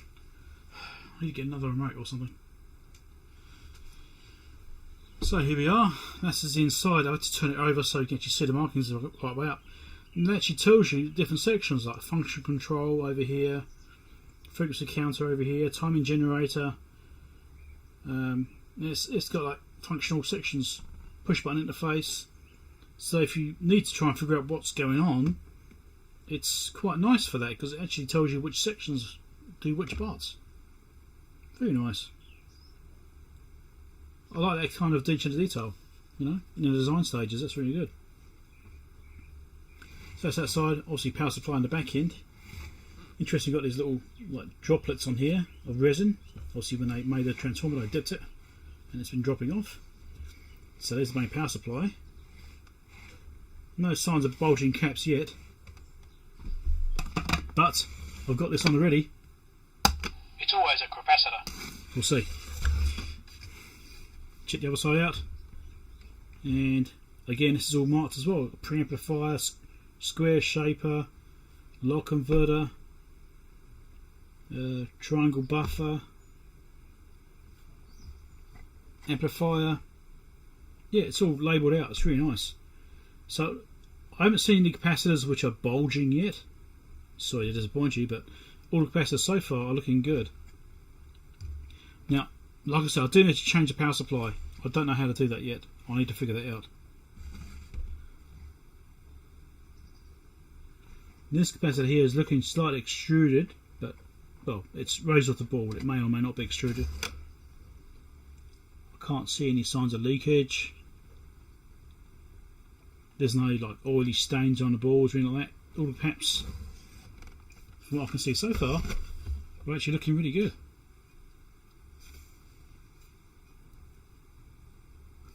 Nice.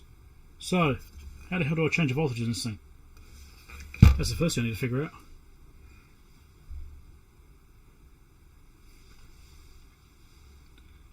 Hey Kerry, catch you later.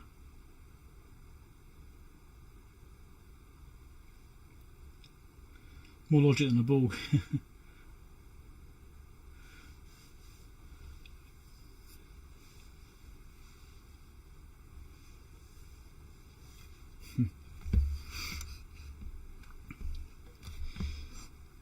Okay, so line voltage is connected to components beneath this shield even when power switch is in the off position. Okay, no crap. And it looks like it's something underneath the shield is what I need to change.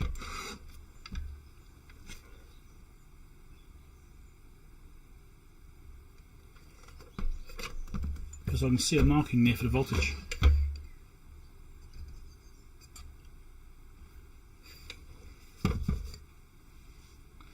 Do I need to read the manual? Yes, I do need to read the manual, but I'm not going to.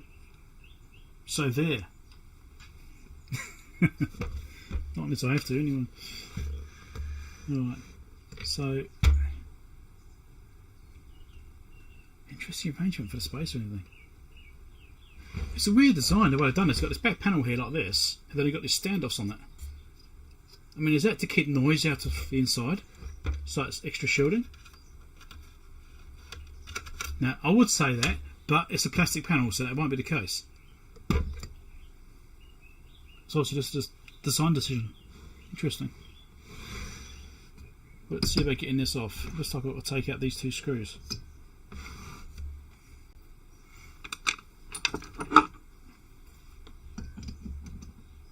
It's loose already. Interesting.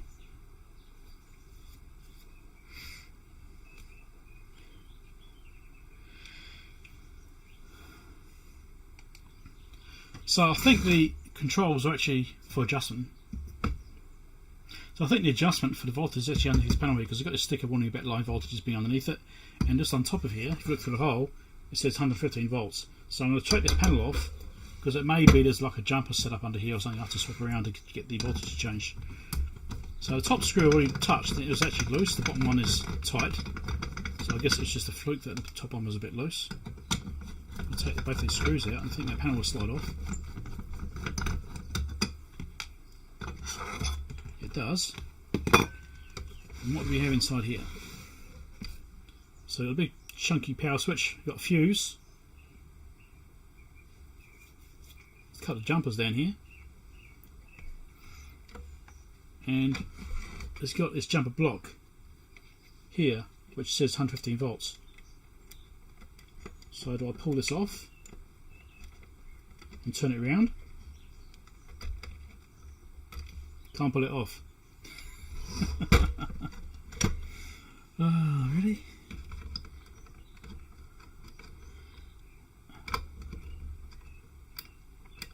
That's what I'm thinking I have to do, is pull it off and turn it around.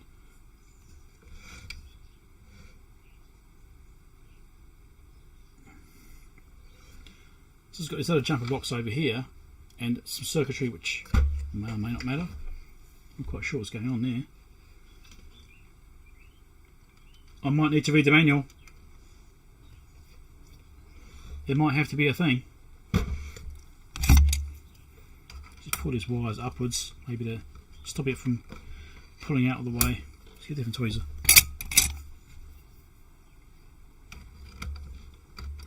Why can't I pull this up? Come on, it's all a bit stiff. There we go. Let's try this. There is slack in there, I can see slack. Just doesn't want to move. This thing hasn't been powered for a long time. There we go. Right. Aha. Look, turn it over, the other side. It says 230 volts. And we'll put that back in that way. What do you reckon? Do you reckon that's right? Do we risk it? What do you think? Do you think you risk it? Comment down below.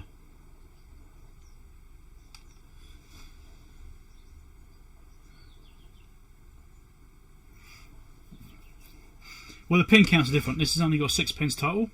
This has got 10 pins total. I was thinking maybe it's a shifted over thing.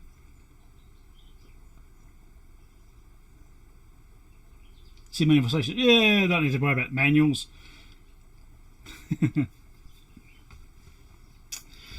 Yeah, the reason I was thinking about flipping it because I can see one side basically has no usage. So I think, well, why would I put those pins in and this is meant to be swapped over?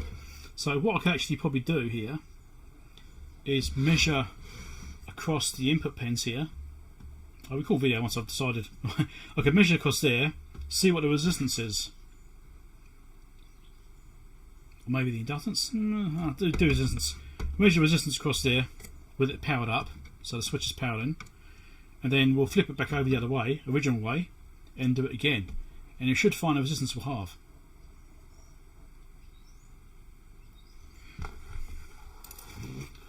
Let's do that again, actually. Yeah, let's do it now since we're already getting in place. So I'm just going to verify that this is correct just by flipping over. I mean, I should just go and read the manual. I should, but I'm not going to. So what I'm going to do, as a purpose of verification, so power switch is there, that's pushed in. If I measure across the pins on this plug here, it's in the T40 volt position. We're getting 78 ohms, 79 ohms, right? Pull this plug back off again, and put it back on again the original way round. We should get half that, because what tends to happen is in these systems, what I'll do is I have two sets of windings on the transformer. Both of them are 120 volt windings. So you'd have 120 volts in parallel with each other, or two windings in parallel, or in 240 volts you put two windings in series, which means you get twice the resistance. So the resistance should now be about 40 ohms. Is that right, what I said? What did I say, 79? You're getting 21 ohms in that position. 21 ohms that way. Interesting. Okay. Well, it's definitely lower. So we're getting a lot more resistance in one position than the other. But I would have thought it would have halved, not quartered. That's interesting. Check it again. 78. So why is it a quarter, not a half? Should be twice as much winding. Ah, sorry, because it's parallel versus series, so you've got parallel. Individual winding would be 40 ohms. Two in parallel, of course, is quarter. So, individual winding would be 40 ohms. Two windings in series, so therefore be 80. Two windings in parallel would be 20, so yes, 20 is correct. That's good. That makes sense. That should be right. 4 times, yes, well done.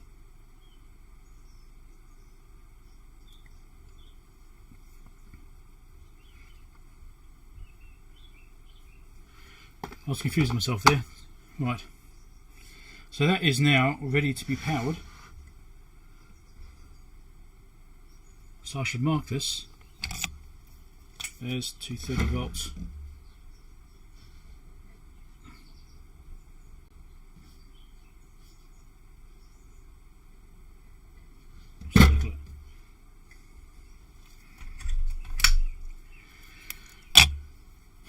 So we can power this up now and actually have a look at it.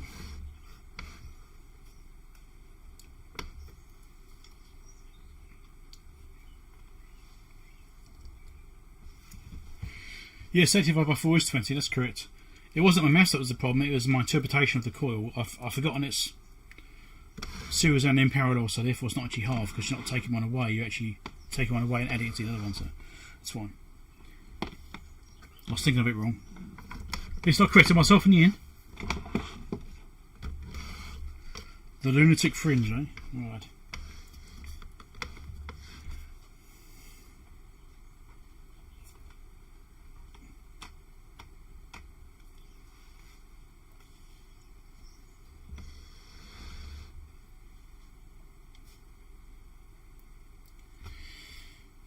You ready for this? Turn the power switch back off.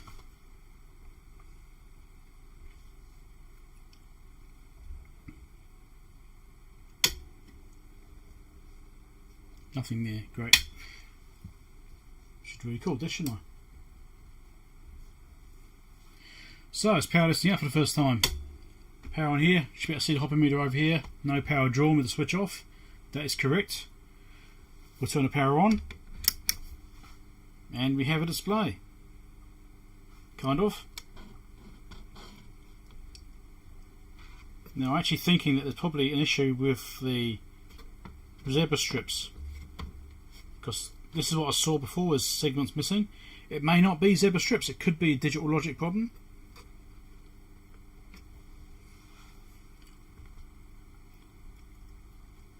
It could be midway plugs into the circuit board.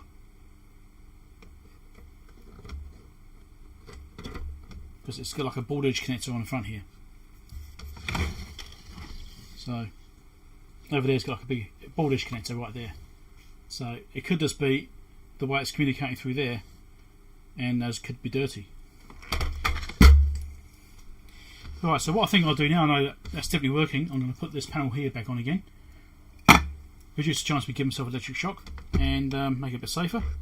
And we'll see if we can get this display to come up all the way.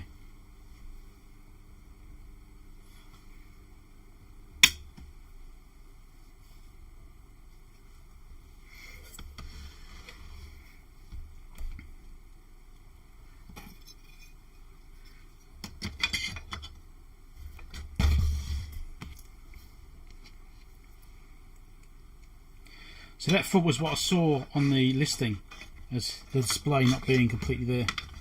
Let's tuck these down.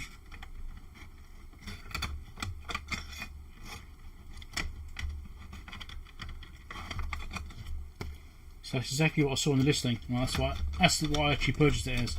I actually dropped the original seller down in price because of the display. Because I thought, well, if I can't fix the display, then it could be a problem. But it's probably a way of converting it. But it should be worth the effort. There we go. Slightly safer now. So I'm actually thinking I might do is see if I can get the front panel off. Happy divorced, yeah. Been there.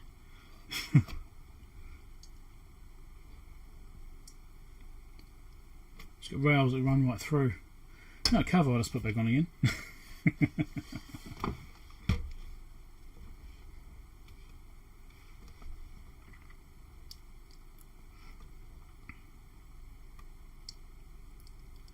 How is it attached?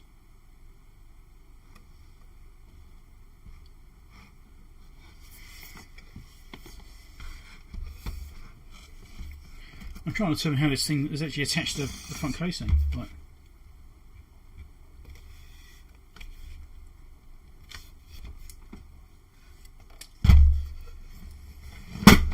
That's interesting.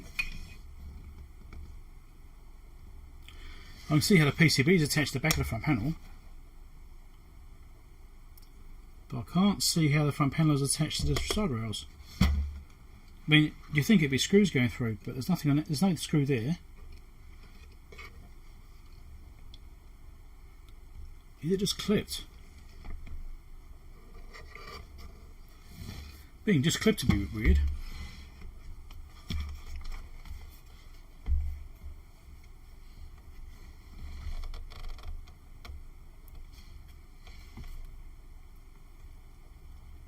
It does look like it's just clipped.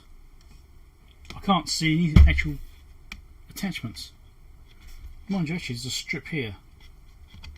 This is a separate panel. This panel here is a separate one. Is it coming off? There's a screw under there. Alright, okay, here we go. Here it is, under there. Alright, might as well record a video about that. I don't know why I keep picking this up, it doesn't work. So what I think I'm going to do is pull this front panel off and just redo that edge connector. Right? Could it just be the edge connector that's got a bit of oxidization on it, which attaches to the front panel. But I was trying to figure out how to get it off, but I looked really closely and it looked like it was rocking in the centre here. I could pull it slightly and it would be rocking a little bit. So I secured it in the centre. I was thinking this is a separate strip just here, so this will actually pull off. So if you get under there like that, so it just pops off. And this side, be careful not to snap it. Just going to wiggle out. Just give it a bit of a pop in the middle. A spudger, eh? I'll clean the oven.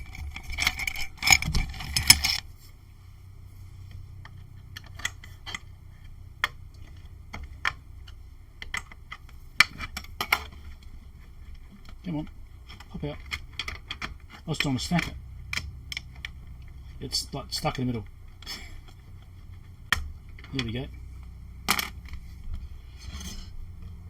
And there's two screws to hold the front panel on. Let's get those out.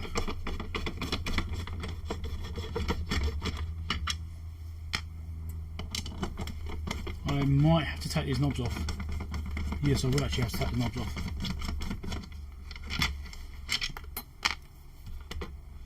Because there's not going to be much play in those yet. So I need to get a little bit for those. Okay. So these are switched. This is that way. That's that way. Okay. So I'll get these little grub screws out and I'll take the knobs off. Hey, Kenners again.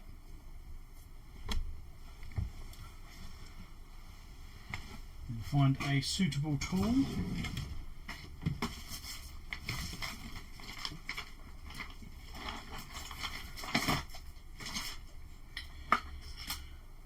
What size is this one? It's 1.5 mil. I don't think it's going to be that one. I think it's smaller than this. Yeah, it's going to be 1 millimeter.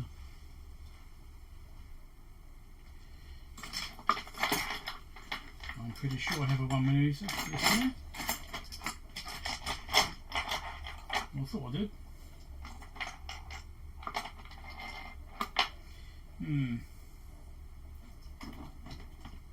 Okay.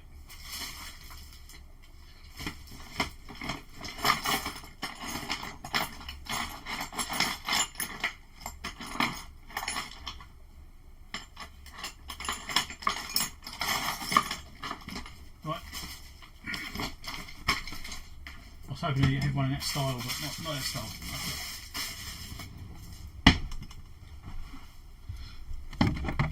Okay. There will be one in here which fits.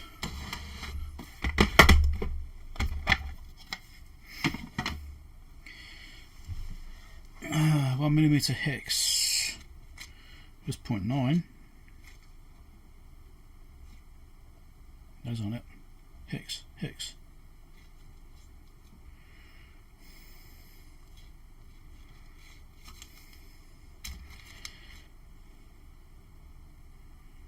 Maybe is it? Is it 1.3?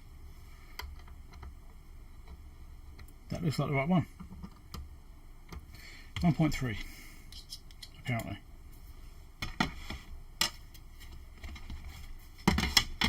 Yeah, this is the iFix set, one of the iFixit sets. They sent me a couple of sets to do a review on a couple of years ago. Well, this one I've also got another set which is smaller, and this one seems to be just about perfect for everything I do. Oh, power outage. I've got a few UPS around.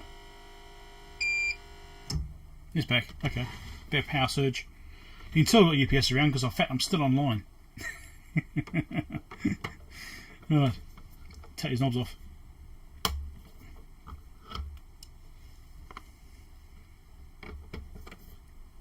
I should record this, shouldn't I? So got the iFixit set here. It's just using a 1.3 millimeter, I think. So it looks like it's marked as. So take these knobs off for this. There we go. So now that should be free to come off.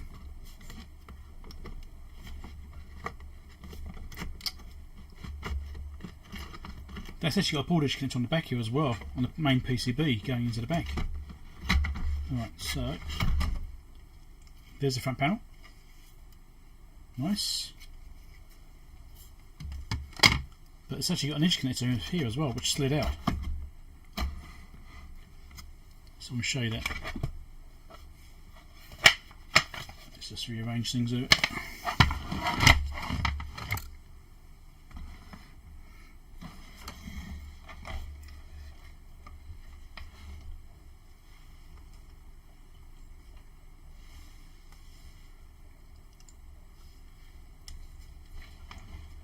There you go.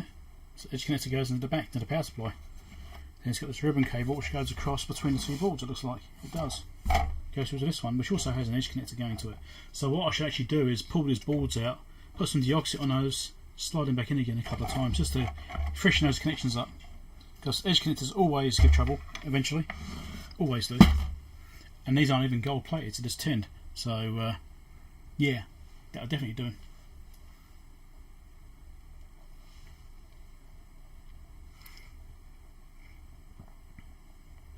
iFixit's on your list. Yep.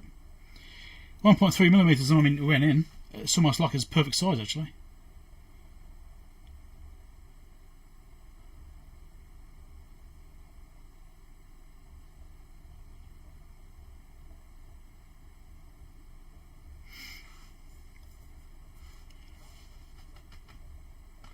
Right, let's get some deoxide in. Let's use standard stuff. Let's use D5 because it's not gold. So I'm just going to spray a bit in that connector and onto that board. Hopefully it will spread both sides. Come on.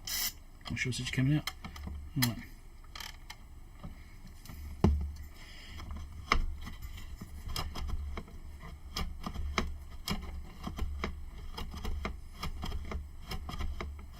It's not a particularly tight connector either.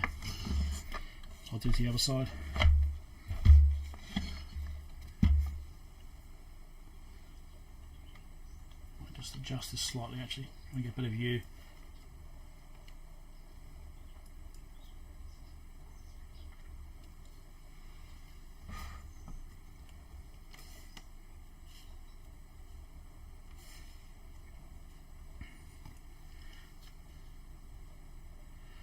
So I was cleaning up these edge connectors. I've done the other one already on the other side. Let's slide this one out. Just going to spray some deoxit in there, like that. Plenty in there. So it goes right across the whole connector on both sides. I'm just going to slide this in and out a few times, just to refreshen those connections. Between that and the deoxit, it should do a good job. So let's make sure we've got decent connections on both sides to there. Because the amount of times I've actually found problems with ball edge connectors, even gold plated ones. And people assume the gold ones are okay. They're not. They still get oxidisation and tarnishing. They still get it. Just much less. Those last much, much longer and have far fewer problems. But they aren't perfect. They still get it. So I've actually proven this many times on bits of gear. Clean those connections up can fix things, even if it's gold. Both sides of this.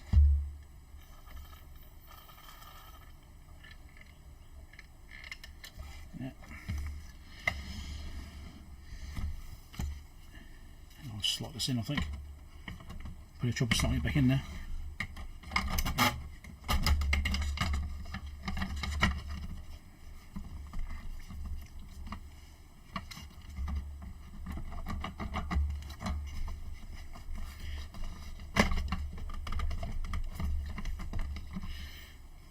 Getting it back in. Let's do it this way. It's going to be a fiddly attachment, so it's really tight on the front one, but the back one's really loose.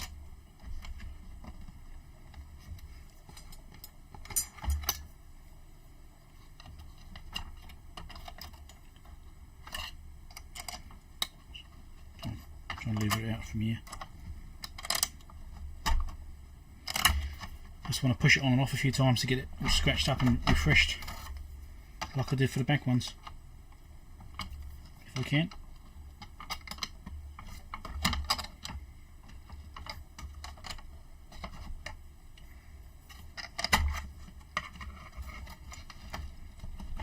And that may or may not solve the problem.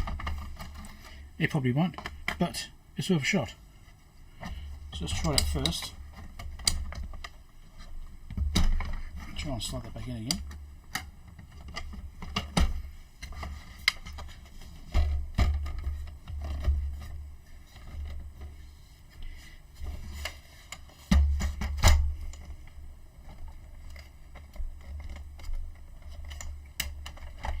It's really fiddly getting back on. Came off easier, it goes back on again.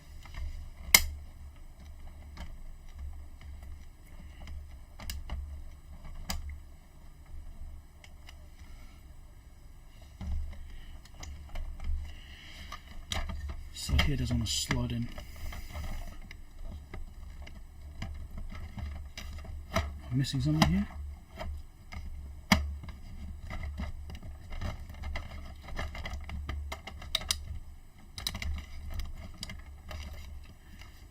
That's a good plan for hard to get back together again.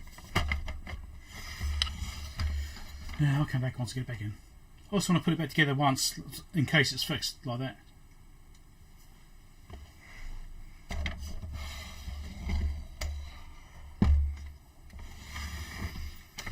Yeah, I've tried using erasers and stuff like that, but I found generally that sometimes I have to use the fiberglass pens because I've tried to use erasers. I mean, erasers tend to leave residue behind as well because they wear away. Why doesn't it want to go back in? Is that board on the wrong side, maybe?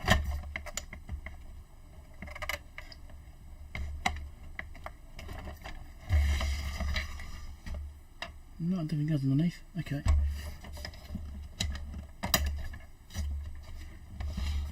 Having trouble getting this side to slot back in again.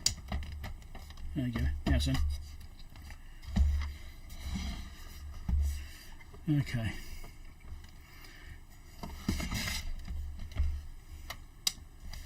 Right, that's all pushed back together.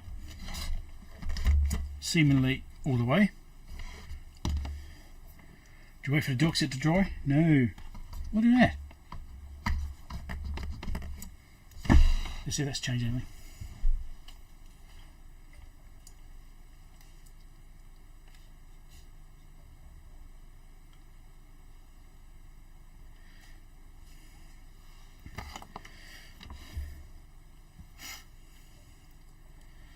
Okay, I slotted it back together again. A bit fiddly, but I got it back in.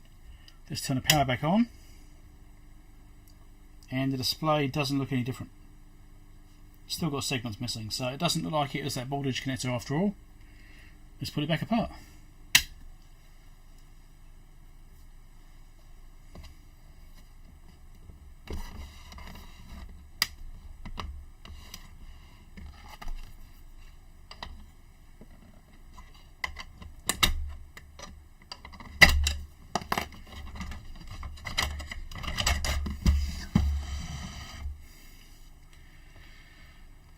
So it's got these crimped around things. Okay, yes, it is indeed a zebra strip.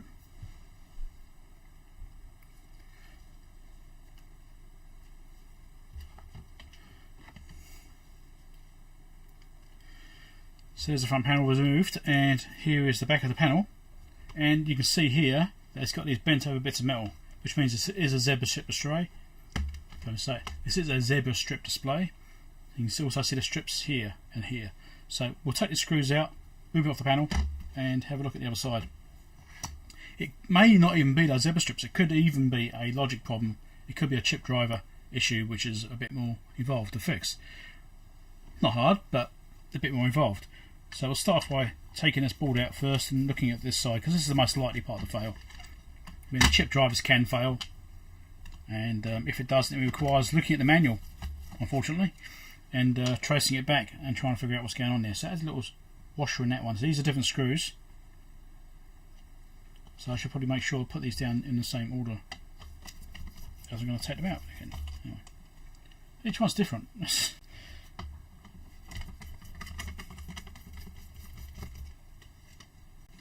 Interesting. Or someone's been here before us. Oh, and then one more over here.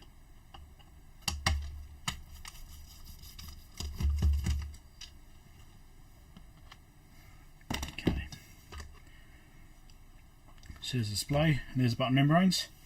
I should give those a bit of a clean and a little bit of alcohol at the same time while I'm in here. Just a tiny little bit, just to freshen them up. I was looking at the actual connectors. Let's have a close look at those and see if there's any issues with the actual solder joints, but they look fine initially. Just want to be absolutely sure they're definitely alright. Mechanical stresses and what have you. And this keeps dropping down.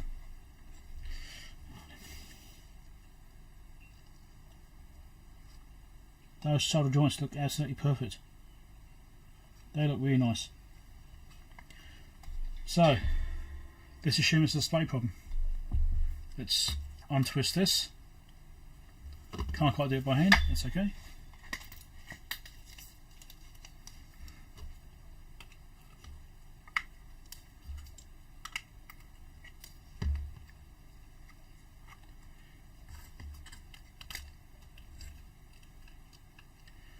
That was just folded over, so unfold it. I wasn't going to unfold it, but I'm going to have to, I think.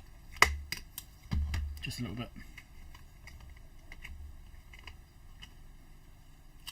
Now don't forget which way this display goes up, okay? Numbers are the right way up, okay? The zebra strip's looking interesting, actually. So there's that side there. We'll give this a little clean up. We'll clean up all this side with a bit of IPA, like I said. And do those pads very gently with a bit of IPA. You've got to be careful not to overdo it. And zebra strips on this thing. It's like a frame. Yeah, it's got a frame and the strips in it.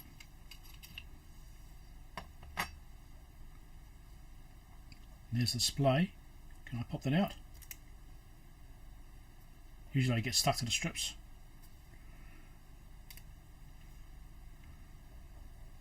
Come on. That is stuck to the strips.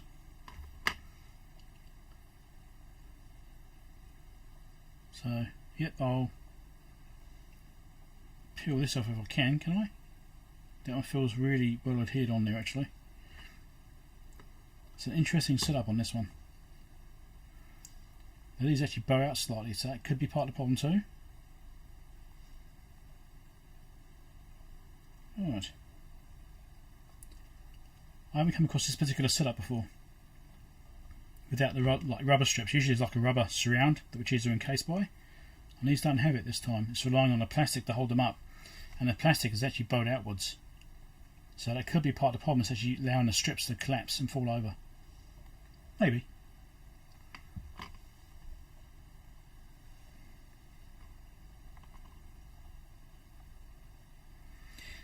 Is this annoying you? Is it? Or this one? Which one's annoying you?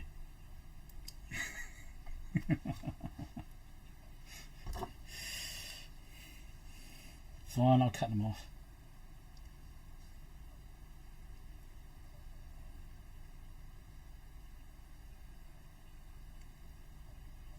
Most of it anyway.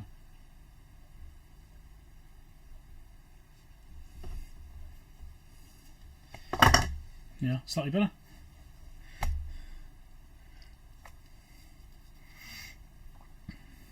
Okay. It's interesting way this strip is basically stuck and the other one was not.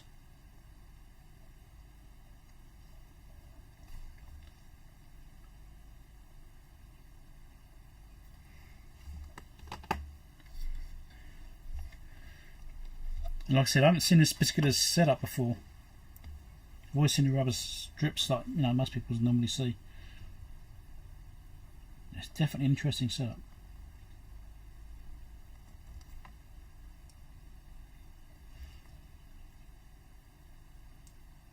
Yeah, it's definitely free there.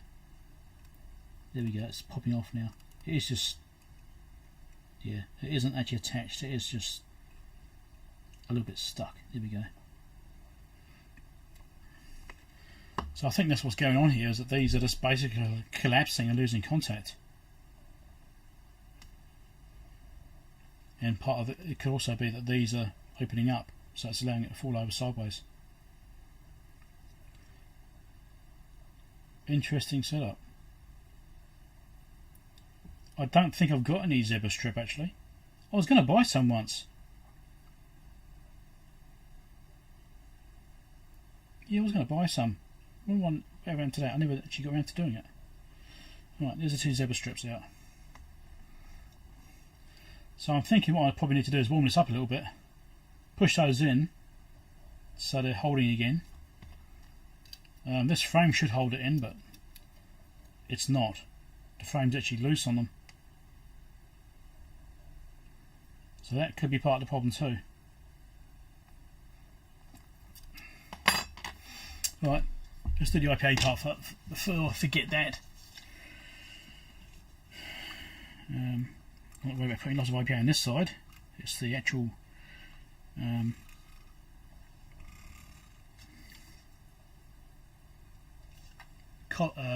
contacts on that side. I'm not where I'm. Bloody hell, I was trying to sentence ago. It's the contacts on the carbon composite side which I'm worried about damaging, because those are too easy to actually rub off completely. I don't know if there's a problem, but it's not harm cleaning while we're in here.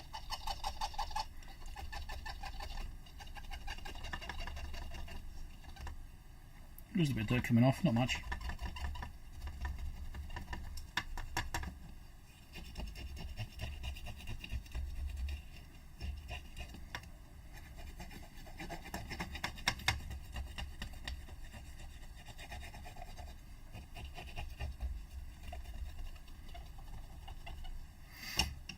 Okay, happy with that bit. Let's give it a little, just a slight little wipe, just a little one. Not too harshly, not too much, just a tiny little bit.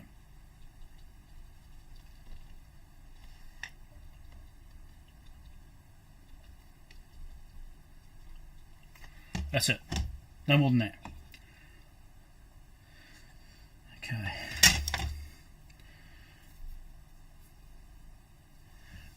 And I'll just do the back end of this as well.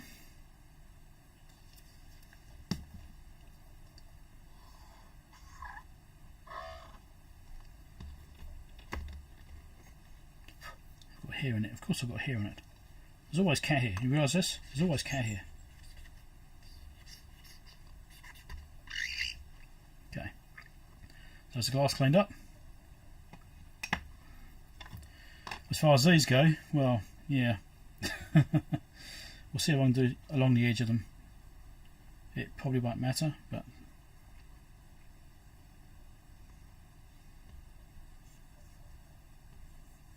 the fact they're curling over is probably not a good thing. I mean, if the worst case, I could probably get some proper zebra strip stuff, the actual rubber strip stuff, the actual proper ones, and actually retrofit into this. This is not sitting too well because these are all curling over.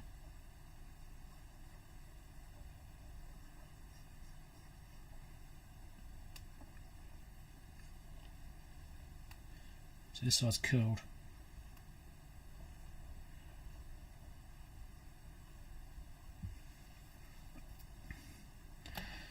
Right. I think I should rely on the metal frame holding this in place rather than modifying the plastic here.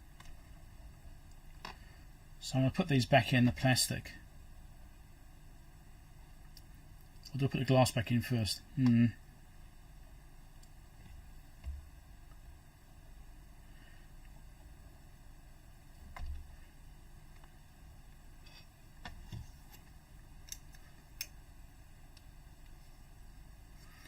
Just give the glass a clean too. Whilst it's not got anything around it.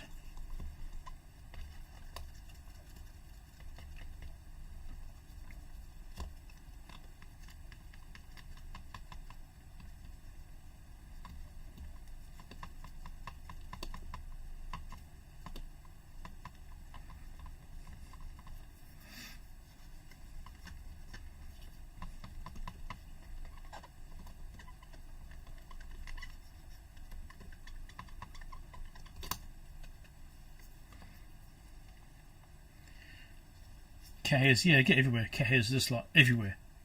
If you're a cat, you're going to have hair. It's pretty simple. Shove that into that frame. Hold it together. So even in the frame, you can see it's got this bowing out there. So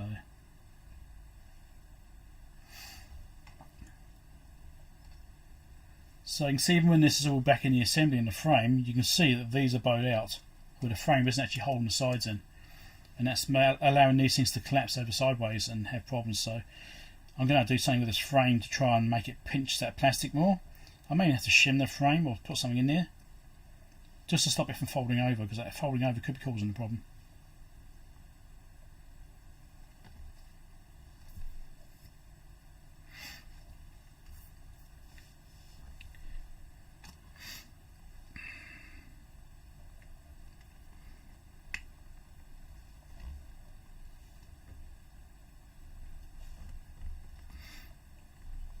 Bending it, is that doing enough? Ish.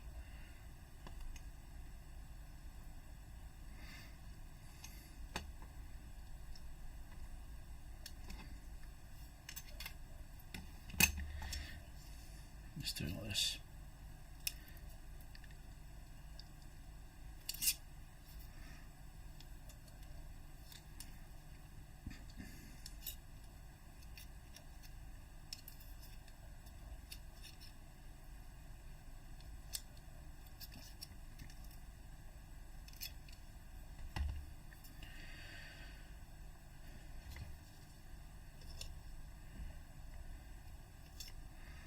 Really, this metal frame is too big. That's why it's like this. But anyway, let's see. Now I've squashed it in. I've squashed it in too much. We'll force it in. Be fine.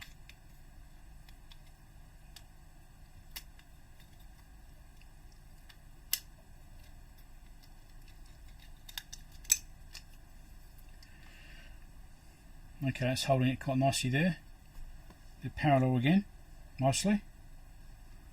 Of course, the inside one's going to bow inwards, but it's certainly better than it was. That's what she said. Yes, exactly. It's just, yeah, let's force it in. It doesn't fit. Let's force it in.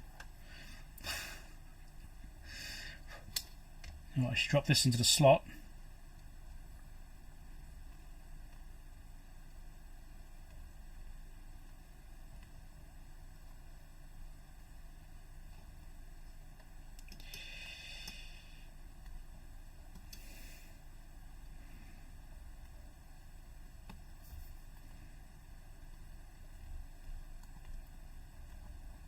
Just mindful, this thing feels extremely fragile.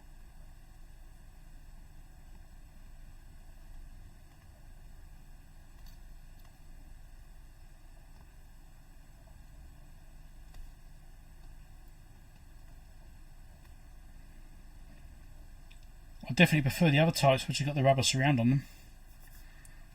I really do think that would be better.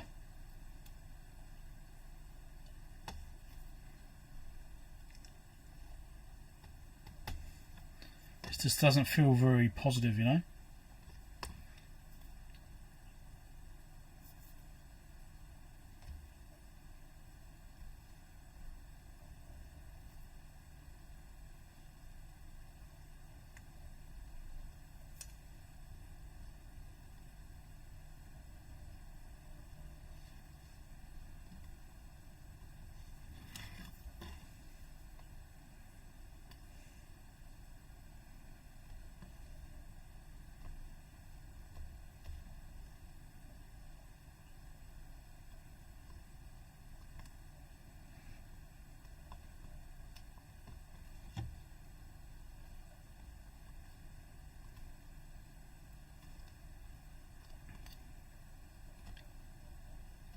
So let's see if we're going to fix it or make it 10 times worse.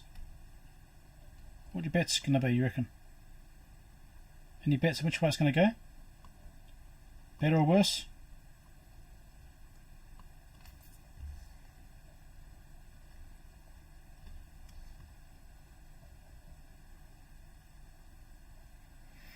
Yeah, I should put something in the middle, stop the insides bowing out. Or bowing in. Not liking the way this is going in here. It just doesn't want to slide in either, because it's all rippled. So it looks like they're relying on one side folding over. They're relying on actually folding over, because it is actually slightly higher because it needs to press down. But yeah, I'm not liking it. I just don't like that setup.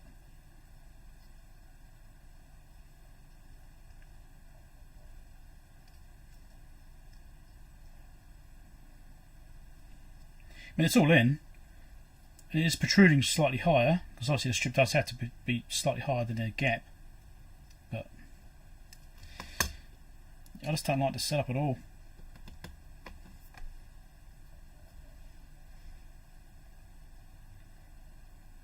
Okay, Dave, thanks for dropping by. Catch you later.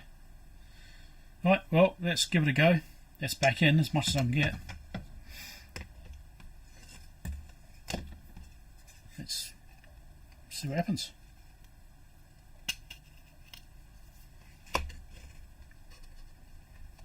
I'm going to wish me luck.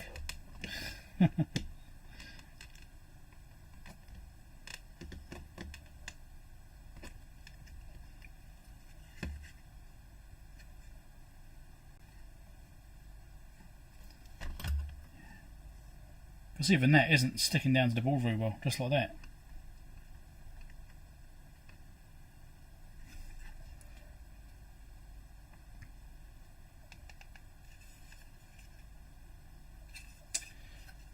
I don't have the alignment quite right.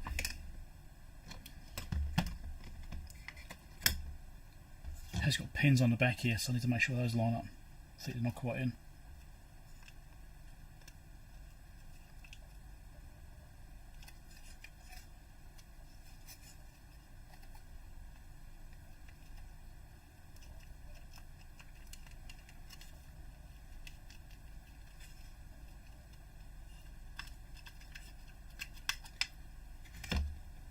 Oh, this is a fiddly little bugger.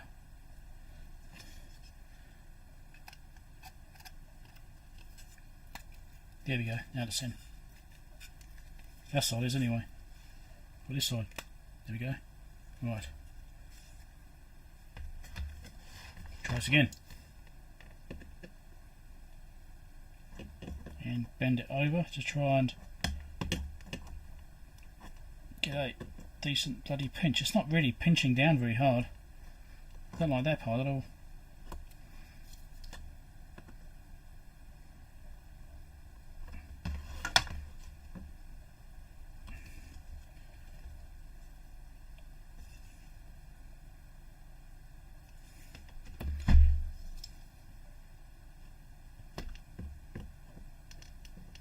So I can bend these around and make them pinch down better.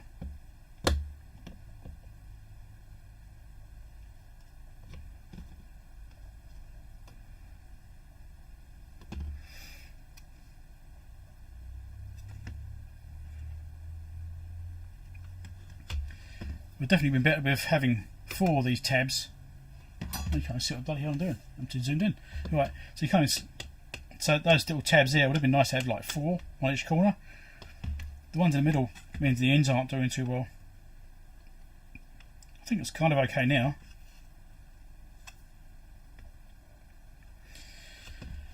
Now let's try it out.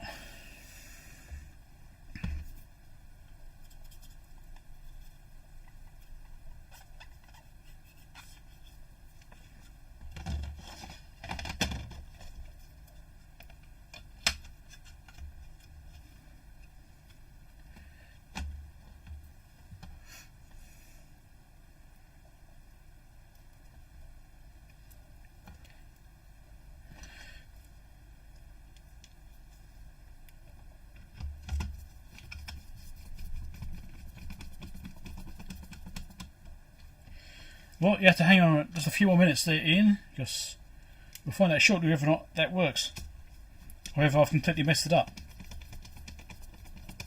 You have to hang around to see if I've made a mistake or not. That's the only reason you got to hang around is to make sure I've made a mistake.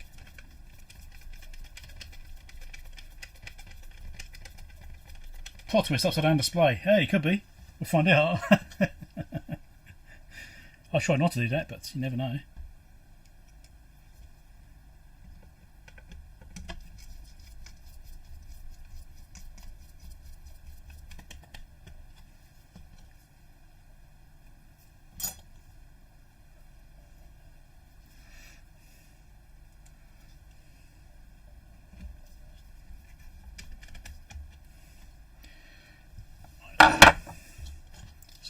Clean up this desk a little bit, it's getting a bit crowded with stuff. Right.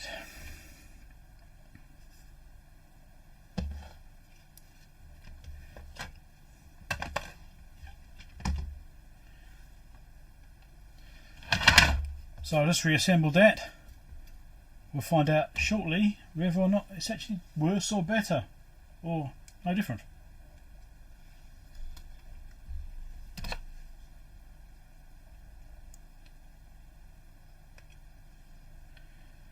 Clean the ball contacts, already done that. I've already put the offset in there and done the edge connector, so it should be alright.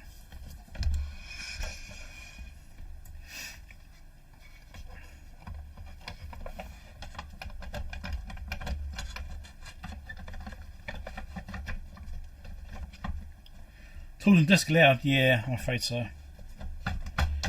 Now you've got that fun of trying to get this thing lined up again.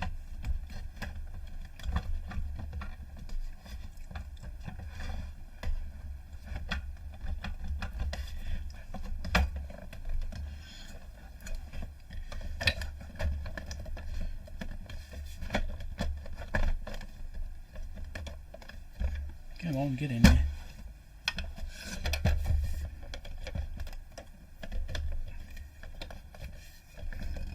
Okay. That appears to be pushed back in. Alright. Let's try it out. Alright. Power switch is off. Let's turn it on, see what happens. It appears to be complete this time. I don't know about using it, but anyway. Adjustments and stuff. Sine wave, square wave. So I lift the guide off. There we go. Right. Function. Yeah. No idea to use this yet.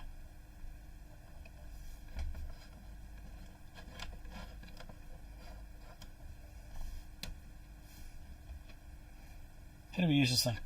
Any idea?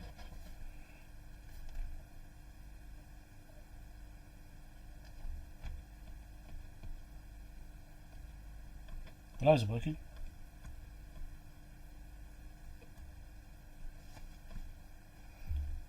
This mode apparently.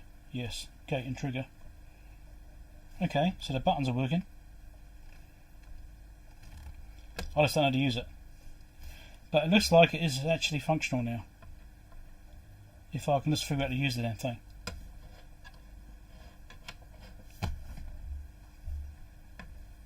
I don't know how to use this thing. I'll have to figure it out. But yes, we're seeing more display when powered up anyway. Yep, so we're seeing a full display now. Before we had half those digits missing. So it's looking like we've got a lot more progress than we had before. I think I'll probably put the front panel back together now and actually try and figure out how to use it. That works. It's just understanding how to use it. Because I don't have a clue. Not yet anyway.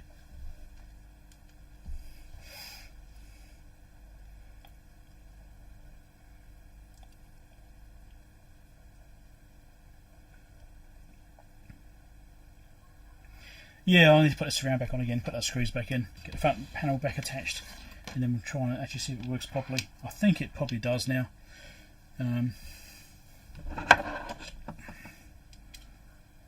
displays, well, I can see now the display's all there, but it may not be.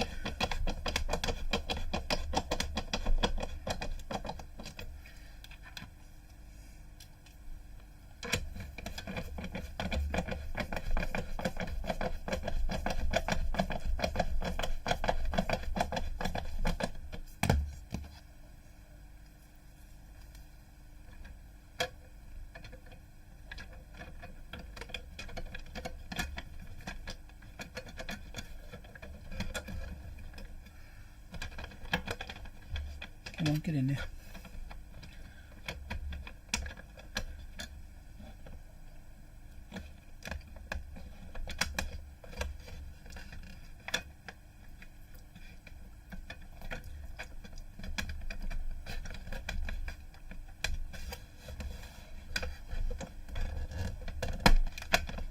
There we go.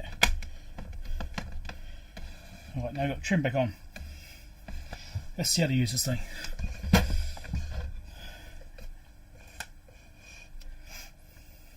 So you've got functions.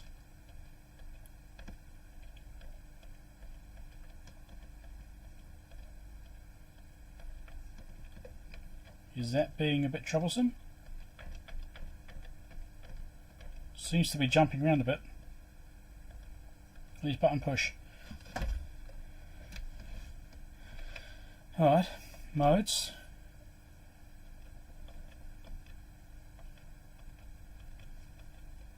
Yeah, these buttons aren't wonderful actually.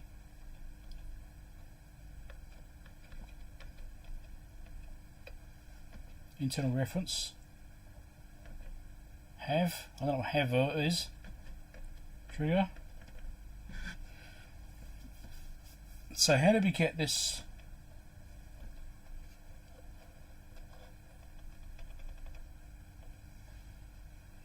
Right. So it looks like it does have some other problems yet.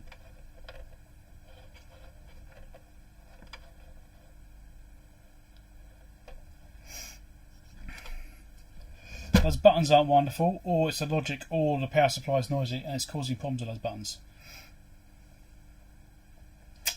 Right, this is starting to record a video on this. So I'm just trying to figure out how to use this thing. It looks like it does have issues with these buttons, or maybe there's an issue with the controllers. So as you change functions, it's a bit jittery. Right, it doesn't necessarily switch nicely. No, it's just kind of there, but not really.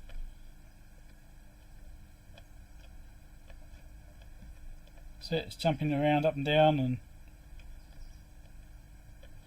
that doesn't really seem like a great interface. The mode is changing. It jumps around a bit. So see, when it's on these ones, it doesn't actually offer a frequency option. When it's on continuous, then you do get it. Alright, so that's that one. Frequency range.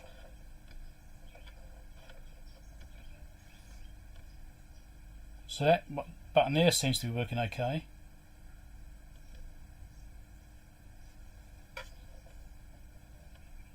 So there you go, it's 10 megahertz there, so we'll go right up to 10 megahertz. No, is that okay, or is it just no? That's playing up as well. So there could be a problem in here yet. It could be buttons, it could be something else.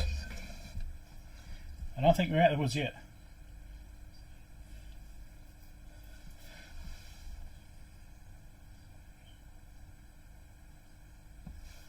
Oh, just tablet's just turned off. Cause it is.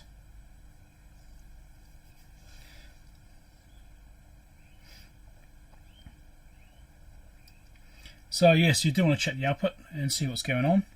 See if it's actually doing anything.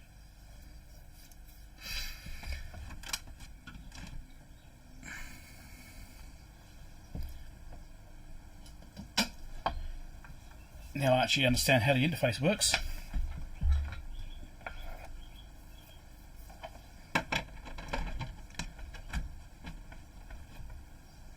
Okay. Inputs, sync out, function out, function out. That's minus 20 dB. Okay.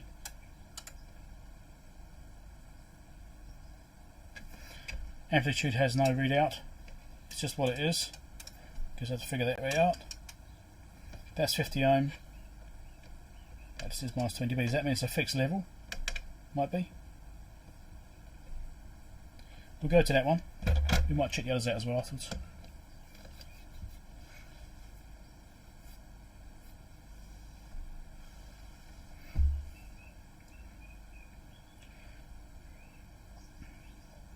Oh, do you reckon that's what it is?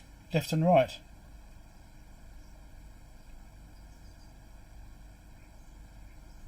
Oh, you could be right there. Good spotting.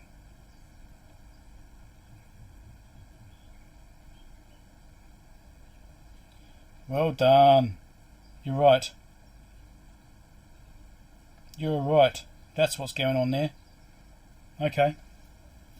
Good on you. You don't need some chocolate fish.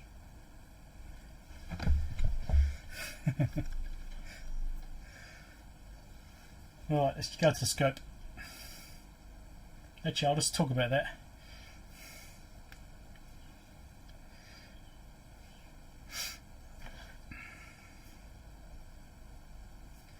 I'll put those knobs back on again soon. Right. I'm looking for the remote. It's like, well, I don't want to use the remote because it doesn't work properly. So I was doing a live stream right now whilst I'm recording this video, and someone pointed out that these are actually not to be pushed in the middle. They're left and right, so you have to push each side.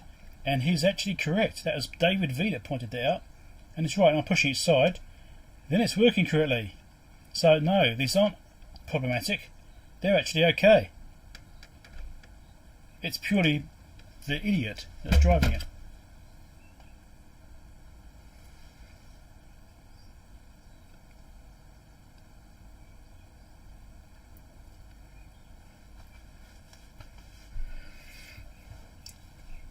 Okay, let's get the scope set up. Look at that. Oh, try and get some reflections as well, eh? We can go for that anyway. Can't promise it, but we can try for it.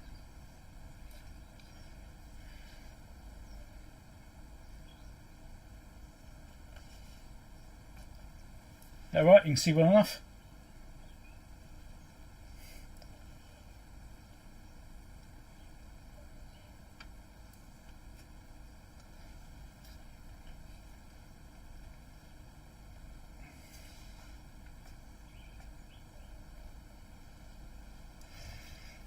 Okay, let's get this out of the way.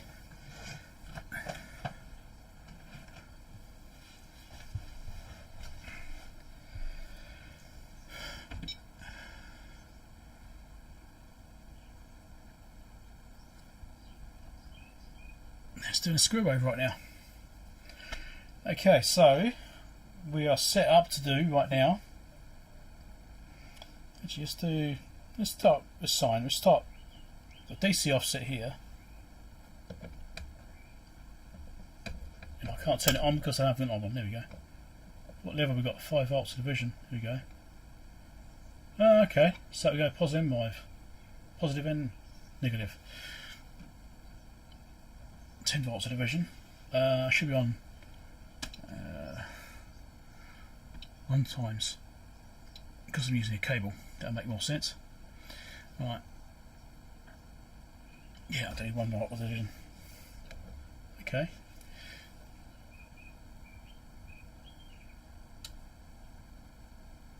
A 5 volt division. Right. I'm going to have to put this knob back on again. Barely turn it.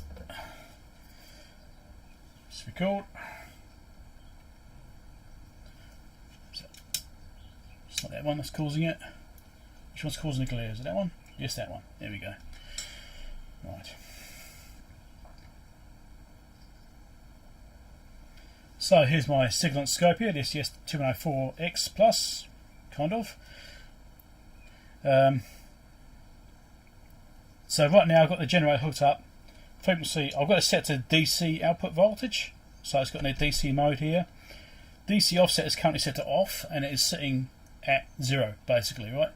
So as you can see there, it's looking okay. If I turn this thing, I don't have the knob back on there right now, so it's pretty hard to turn, but there we go. That's minimum setting. That's minus 10.7 volts. Bring it all the way up. Positive side is plus 10.7 volts. So that's nice and linear and equal. It's well balanced. Everyone nice, well balanced. Turn it back off. So let's go to the next function over, which is sine wave. Oh, incorrectly, yeah. Sine wave there. Amplitude's turned right down right now. We'll turn the amplitude up. And that is looking a little bit jumpiness in there. That pot needs clean. That's a bit noisy. So we need to clean that pot. I'll do them all. So minimum amplitude is right there.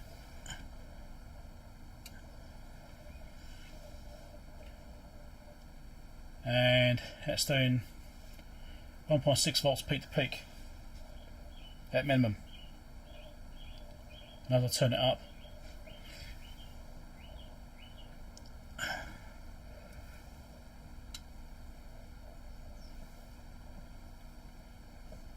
The maximum we're getting when it's not glitching and being problematic because it's dirty is about 20 volts peak to peak. So that's looking fine.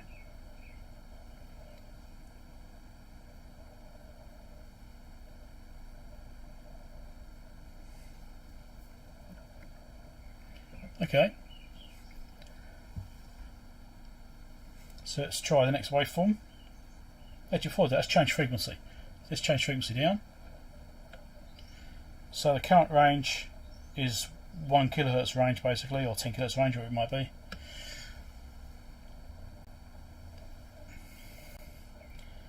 So let's wind this. Let's try and get exactly 1 kilohertz, although it's not easy on this thing. I'll set the balance in the middle there. It's got like a coarse and fine controller, they're both quite coarse really. Try and get down to exactly 1 kilohertz on display. It says 1 kilohertz there. What are we getting? 996 hertz. So yeah, a bit of rounding here, I suppose you could say that's right. And this is tending to sit down very slightly. Yeah, it's slightly better there. 997. It's flicking 100, or so 1.01 kilohertz, flicking up. So yeah, that's actually looking pretty close as far as the actual accuracy there.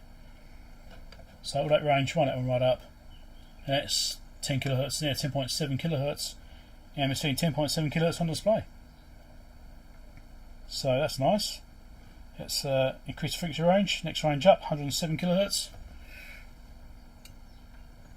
Did what one would be helpful, and turn it the right way also be helpful. 107 kilohertz, that's correct. Should be 1.07 megahertz. We're getting that on there, and 10.7 megahertz. We're also getting that on there. And it's looking really nice. It looks like it works fine now. Okay, let's try a square wave. A bit rounded off there, it's not surprising though. It's playing the amplitude. No, that didn't help that. So let's drop the frequency down, and it's squaring up. I don't have any loads on this thing.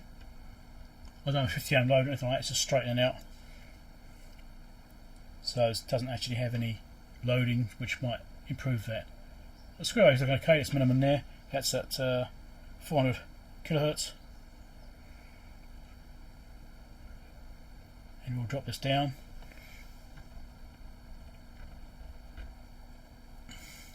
It's 400 hertz, 40 hertz.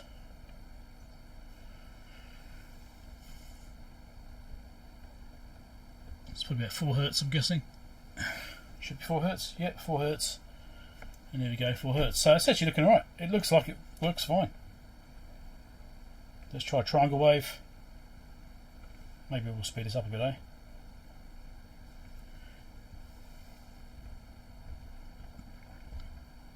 Yep, triangle wave's looking alright. Nice. Well, I'm happy with that. It seems to be working fine. Excellent. Chit chat.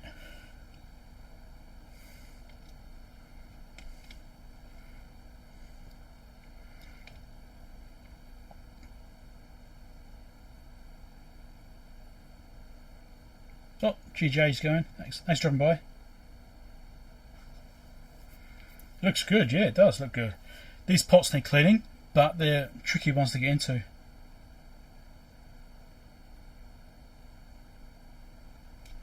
Well, I don't have a 50 ohm load or 600 ohm load or whatever you want to put on it, but right now it's doing running 1 mega ohm. The output is rated at 50 ohms on the unit, so on that particular output, I mean you could check another output. This is minus 20 dB, so it's lower. Yep, that's there, and that is also adjustable. It's just lower level. Okay, so you want to be careful not injecting too much. Here's a TTL version. Yep, fixed level as expected. So that's just a TTL pulse at that frequency, so you know that's right.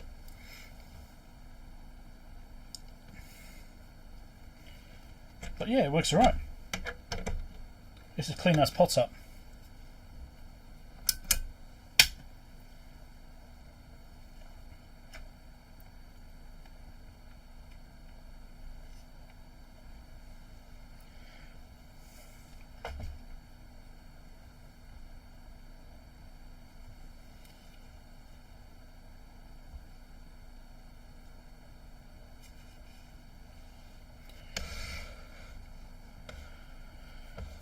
Should put these knobs back on first, make it easier.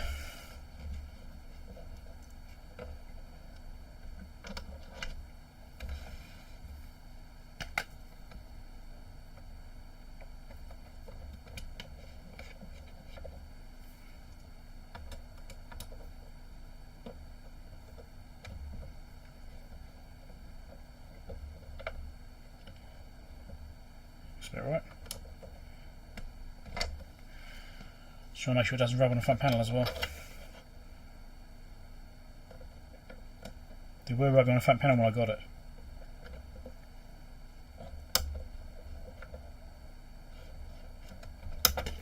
Pointing to the off. It is, as well judged.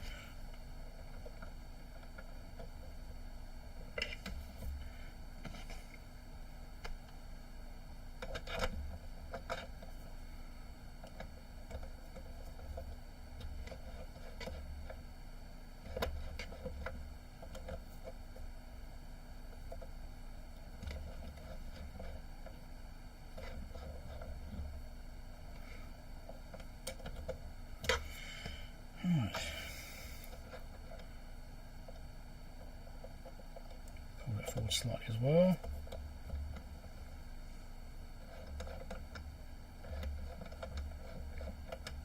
Now nothing's rubbing, unlike it was when I got her.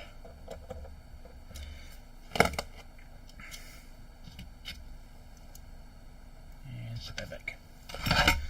Yeah, I was really glad to get this iFixit set. It's a really good thing to get. I use it, you know, when I need it to use it. I need it to use it. It's just it's one of these things. You don't always need these things, but when you need them, you need them. So I'm just not sure if I can get into these adjusters or not, because they do look like they're pretty much sealed. Now I'm going to try maybe just laying it on top and see if I can get in there.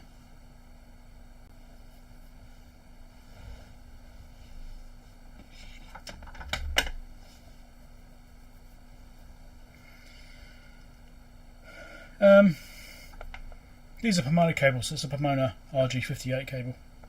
I think it's RG58. RG223, sorry. 50 ohm. So, don't use that deoxit, but you have to use the fader one. This deoxit. Now, I'm not even sure if I can get in there with it. I might end up just spraying it over the board and just hoping some gets in. Yeah. Get a bit in there like that. Hoping it will soak in.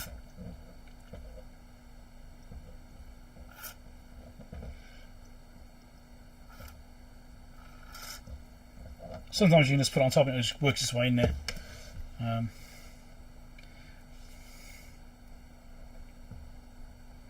Might get lucky. Sometimes you have to assist it a little bit.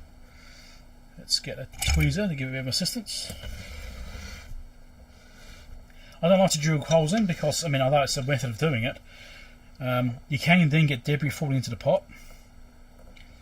So I prefer to try and just like push a hole through where you get a pot line.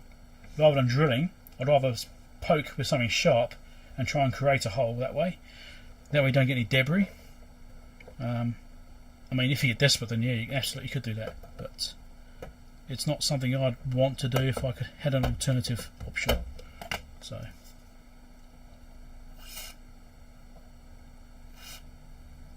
well, it's disappearing off the top, so it's either evaporating or it's going in. But this one here is the one we really want to change. This is the one we're worried about. The other two seem to be basically alright, but it's not what I'm doing them all. Basically, I was trying to make things move around slightly and trying to create little gaps to get stuff to sort of drop in.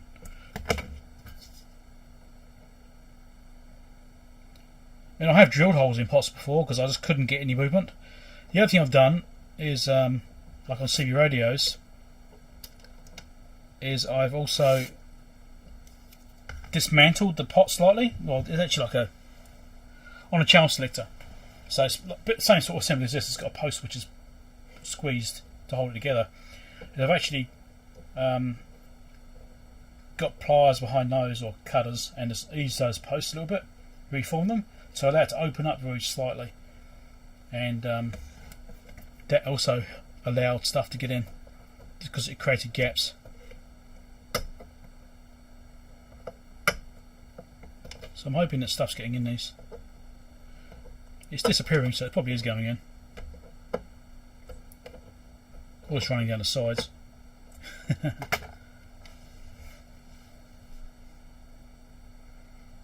Yeah, I've dismantled them too, but there's different options.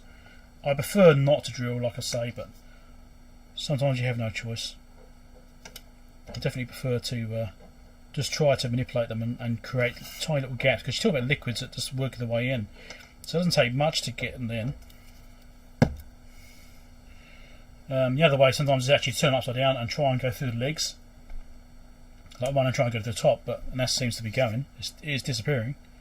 So that's looking promising. But sometimes you go through the legs instead, and that will actually work.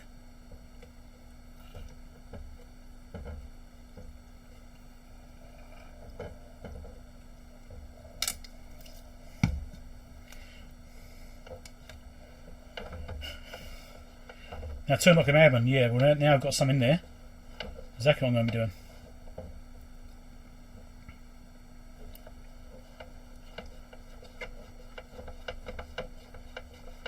And this is the one that's giving me all the trouble.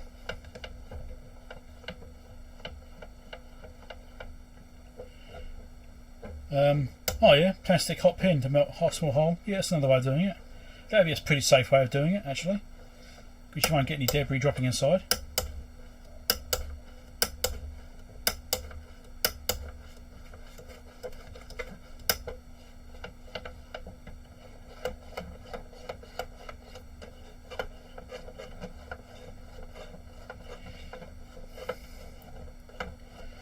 So I just want to give this a bit of a chance to work its way in and do its thing, and then I'll retest the amplitude level and see if that's jumping around still. Yeah, the other ones look like they're alright. They're okay, but they weren't playing up. But obviously the amplitudes once had the most use, maybe, I don't know. This one also has a bit of movement in it. You'll see the pot moving very slightly with that. Because it's not actually secured apart from the legs that attach to the PCB, which isn't great.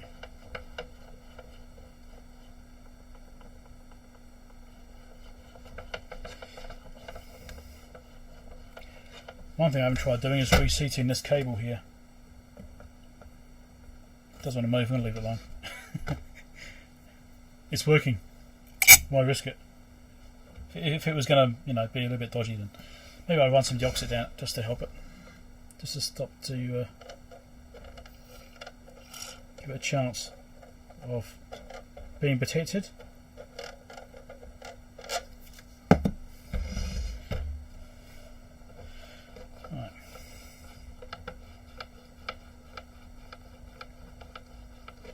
Screw those pots. Yeah. No, yeah. I have to use 2 hands for it, don't I? Like that. That's right.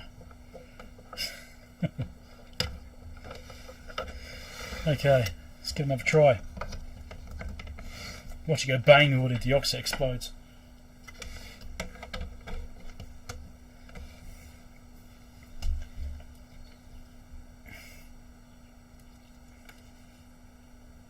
Yeah, I should have recorded that video there, but maybe I should have done.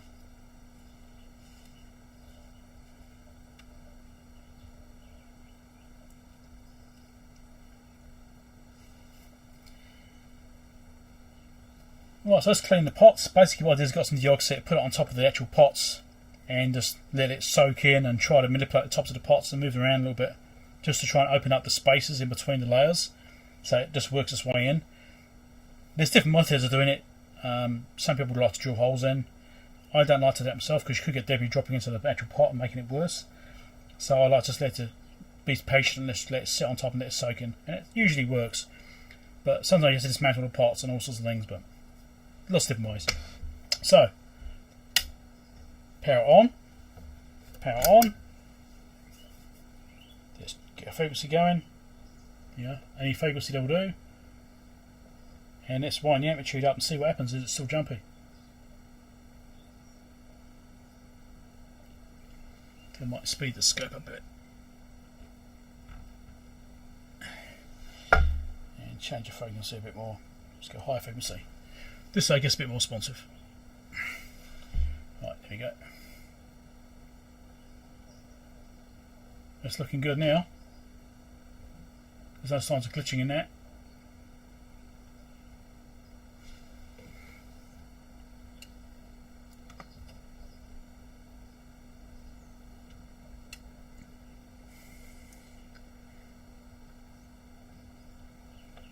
And before at the very end of this travel, it was sometimes dropping off.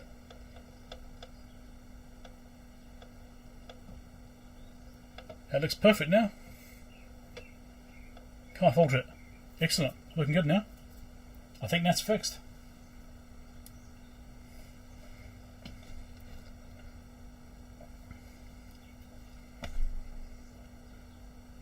Thanks, John. Bye, Cajun. Catch you later.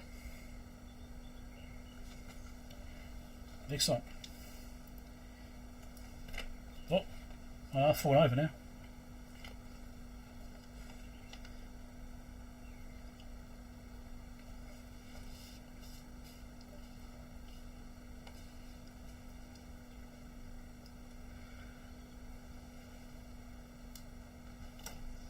So there we go. I think that's actually a completed repair. I mean, it seems to be working perfectly fine now.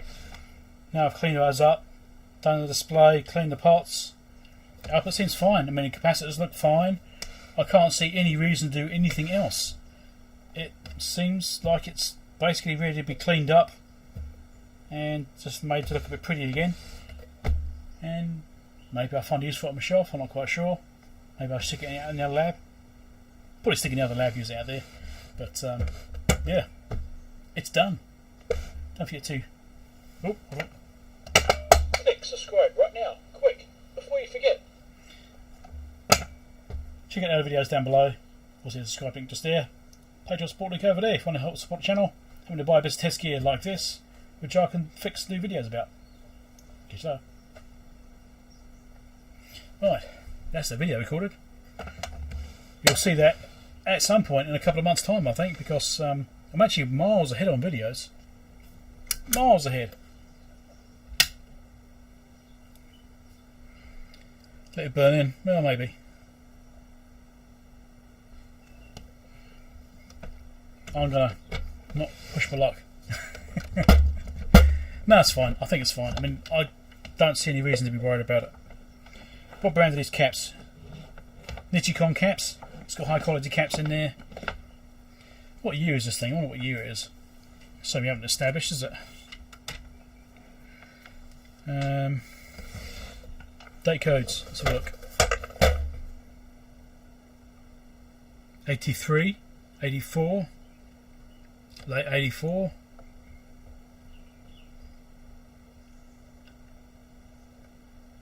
Early 84, so yeah, probably late 84s because that's the latest date code I can see there.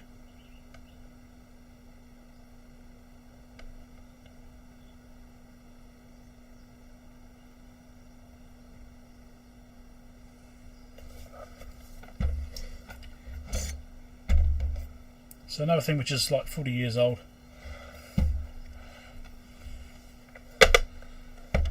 There's got an EEPROM in here too. Fortunately, it's not on a socket, so I can't really just take it out and make a copy of it. 2716.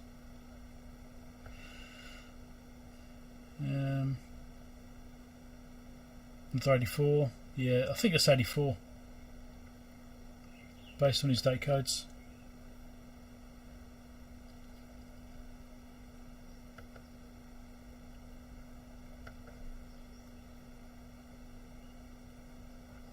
The PCB itself over here says 8540, so maybe it's 1985.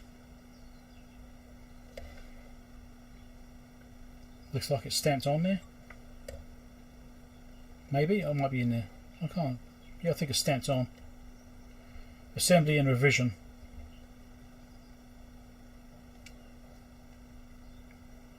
Yeah, so I think it's 1985. I might record that actually, add that in.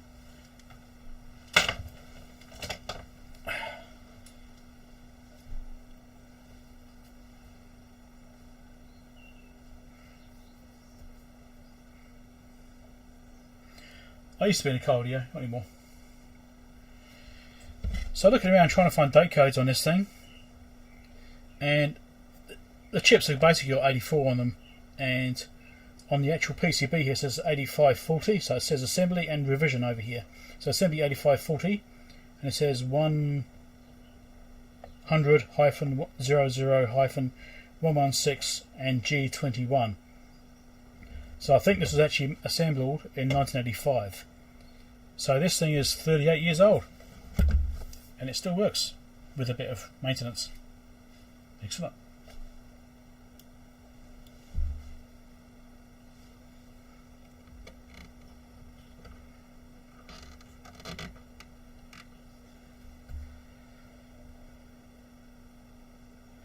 Well, the frequency looked pretty close. I mean, the frequency adjustment on this isn't, it's not really that precise. It's really hard to actually adjust it on here. It's really touchy. So what I was seeing on this display was matching the readout on the scope. So as far as calibration frequency goes, it seems fine. And as there's no readout for amplitude, it's just a case of you get what you get. So I'm actually pretty happy with it. I mean, I don't think there's actually really anything needs adjusting. It seemed fine. I mean, I don't know if the square wave should be better at the top end there. I mean, obviously it's rounding off a bit, but that's not unusual for things. that's quite common for squirrel waves to start rounding off. So yeah, it's good. It seems fine. I should put that back together. I don't think there's anything else I need to do to it. It's got these two halves which I think are identical. Oh, sorry, apart from the feet. Obviously the feet go on the bottom, not on the top, because, you know, it doesn't quite work that way. So it's funny, before when I did this one, it sort of slid out rather than dropping in, which is weird. It seems like it wants to do the same thing to go back together. Like it wants to slide in for some reason. I don't know. Was it just my interpretation of what it's doing? I don't know. It seems it drops right in like that.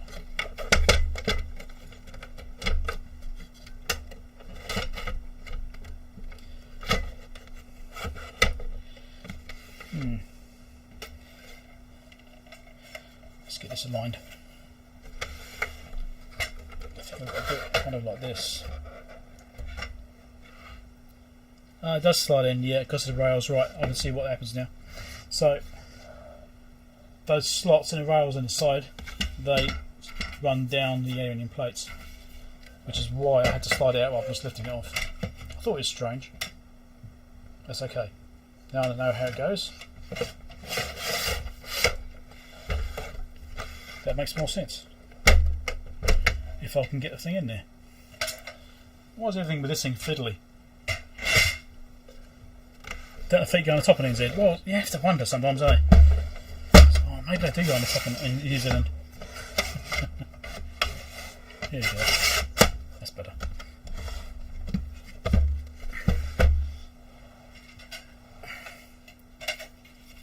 So I'm actually pleasantly surprised by that. I mean, I was hoping the display problem would be easy to fix, and yes, it was. That was relief, and so that was quite good. Pleased about that. Oh, they latch into each other, so I can't do it that way. I have to do them both together, like that. There we go. Okay, make sure both sides look like they're in. That's right. Cool. Excellent.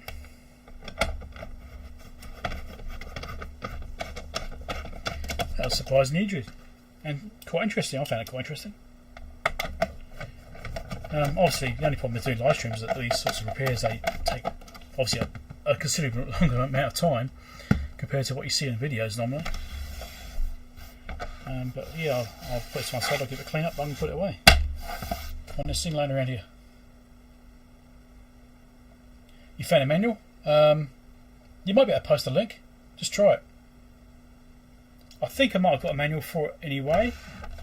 I'm not sure. Okay, Ian, thanks for dropping by. Catch you later.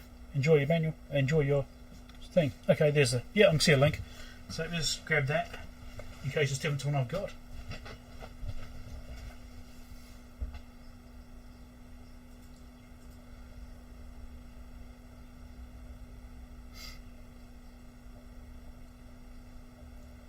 Let's compare this. Let's save it. Manuals. Yes, I know I've forgotten to change the camera. It's fine. WaveTech. Let's see if it's different to what I've already got or not. I did find something for the WaveTech 21.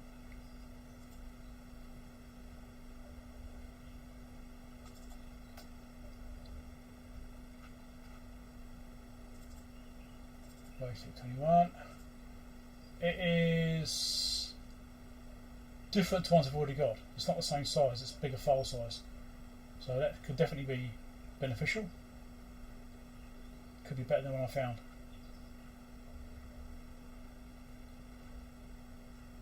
Block diagrams, figure operation, adjustments, board layout. Well, there's one board layout. Maybe I missed the other one. I don't know.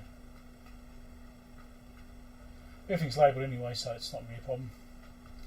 Okay, cool. Let me check my other one out. Yeah, the one I've got here is different. Let me change camera views and I'll show you what I've got. Be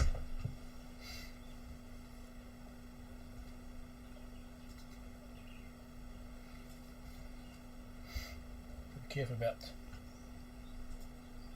not messing this up, the sizing of the window and stuff. What are you doing? That's not good. Back.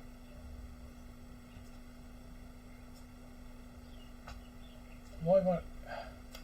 Seriously? You won't let me drag it into another window? There we go. Yeah. Right. So you want top screen. Here we go.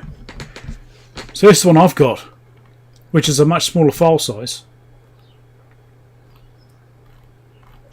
And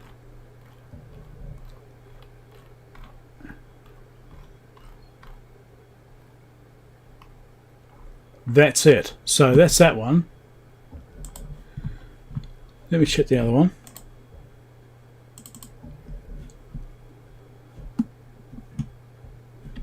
I think this other one I've got here is exactly the same. I've got two versions, different names, but they're exactly the same manual. Yeah, neither one of them have schematics in them, even though one of them says it has schematics.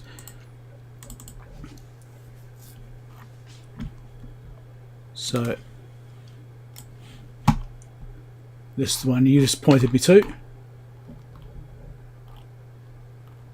which does look a lot better. So yes, well done. That's a much better value, much better manual than the ones I've already had. So that's helpful. And there's board layout. So I don't think it had a schematic in there, did it? It's still got board layout though. So it's still not a schematic, but hopefully I never need that. And it's got block diagrams, which will probably be good enough to trace things down anyway. So brilliant. We fixed something. Yay! Oh dear. Great.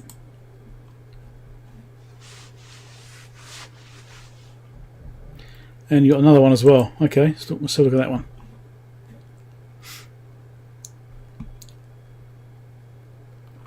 Oh yeah, that's the one I've got before, isn't it? That one there. Just scanning through it now. Yeah, so that's the same as the one I've got. Right.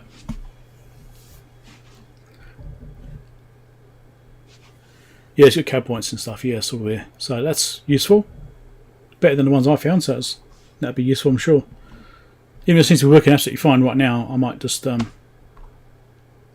need that in future if something goes wrong or needs to be recalibrated, or notice it needs recalibrating. So brilliant.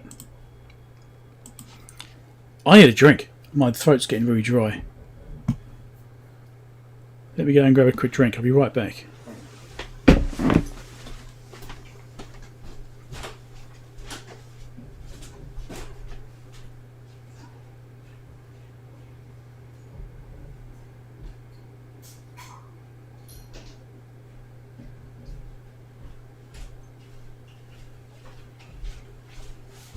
Right. This is not a beer. We've had this discussion before.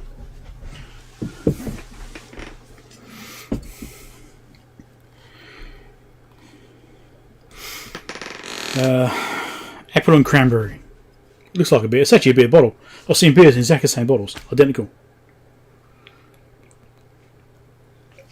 Obviously I use them for different things. Just sell them to whoever wants them. And I need a snack. So, we'll choose something. That's great.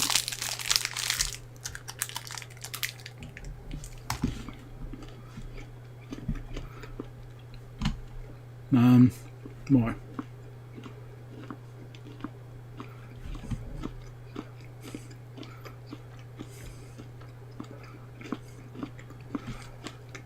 Trouble of eating. Trying to talk at the same time. Doesn't work.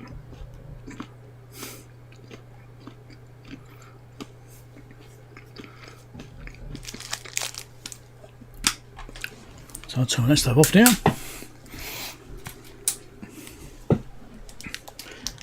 It's actually sunny outside.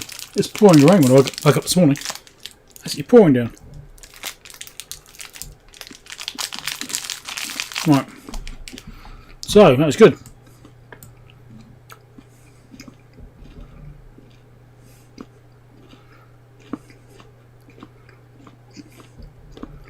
Oh dear.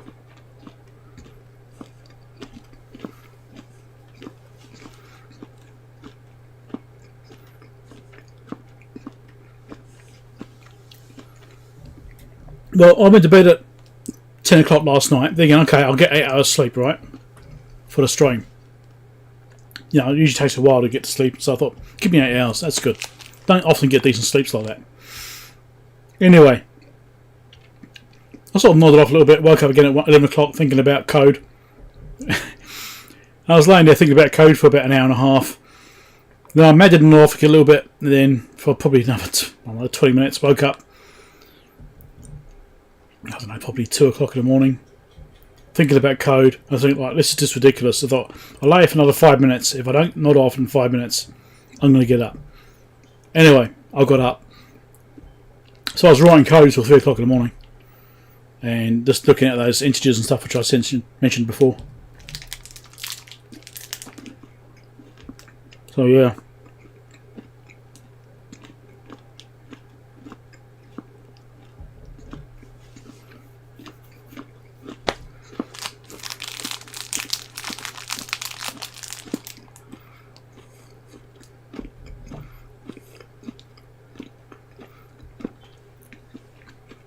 Yeah, I think it's quite an interesting repair. A little bit unusual.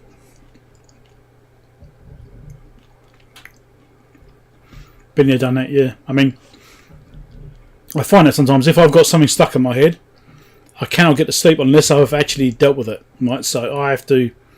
And eventually, I'll just like give up. Like, no, this is ridiculous. I need to get up, do the thing I'm thinking about, so then I can stop thinking about it because my brain just won't switch off. It'll just keep going until I'm done with it. You know. So it's frustrating yourself sometimes, but that's the way it works.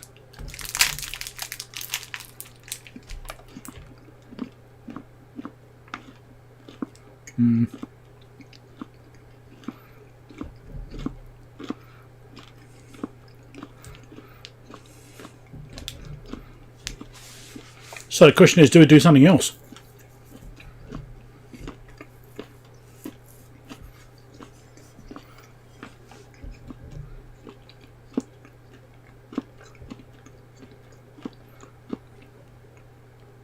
Do I work on something else?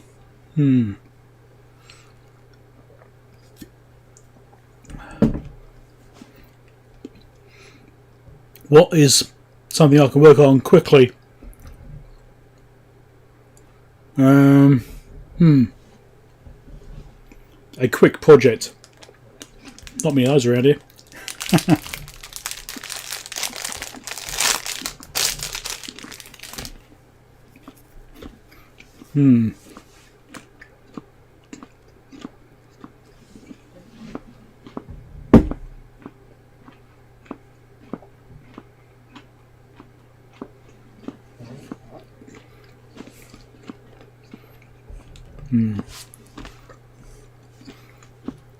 I have to eat. I'm starving. Well, you know, not starving, but starving.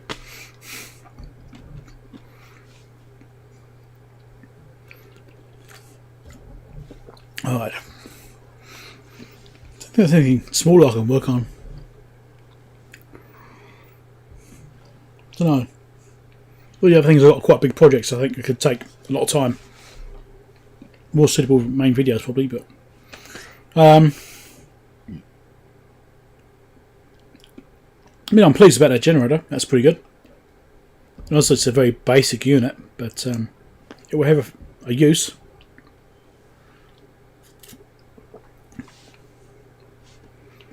Toaster, yeah.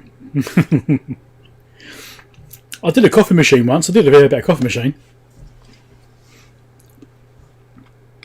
Really should revisit that because the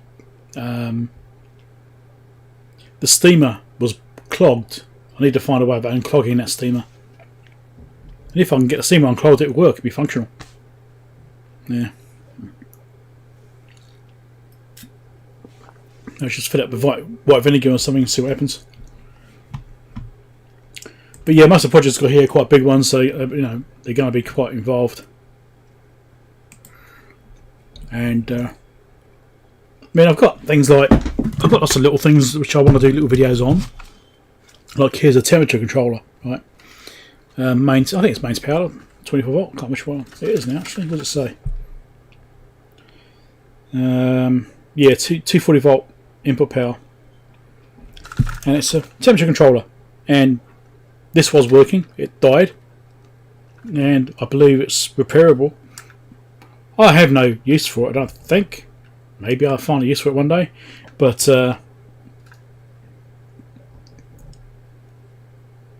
may have wire into an aircon system or something, so it turns the air conditioning on when it gets too hot. Yeah, that's something I want to do a video about, pulling it apart and having a look at it. Thought it might be interesting.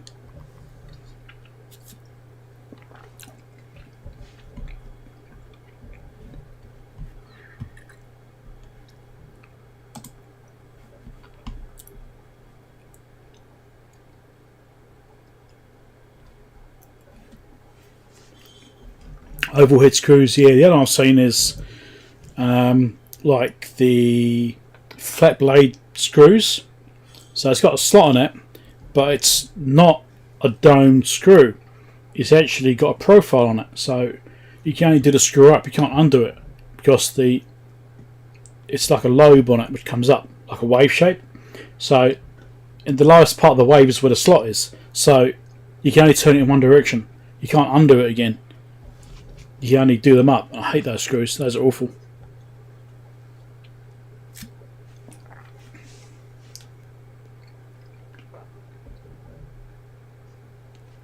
I mean, why I do that is just keep up out of the products. It's like to make it irreparable. That's the intent. Is to make it so you can't fix it. Sometimes it's based on safety, which you can understand, but sometimes not based on safety. It's just purely so you can't fix it. Anyway, so yes, I'm pleased about that generator being an easy fix. I mean, I'm surprised the display came back, to be honest. I'm actually surprised that that strip did work once I reseated everything and cleaned it all up. That was good. That was surprising.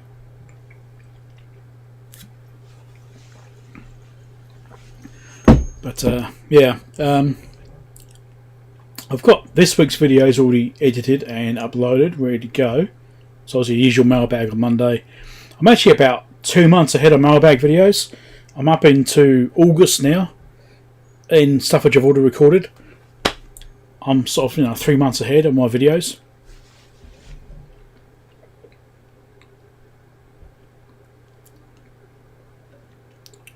Yeah, sure, post it. Post the link.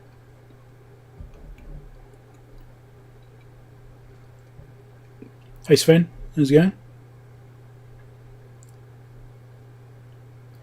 Sir Mister. Okay, how's it going? It's apple and cranberry juice. It's like a beer, but it's in a beer bottle, but it's not. It's apple and cranberry. You get different flavours. This is just the one I happen to have laying around right now.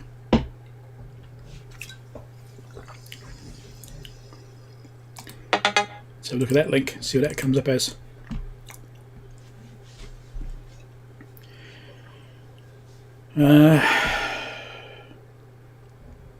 Yeah, so why didn't it open a link? Open it. There we go.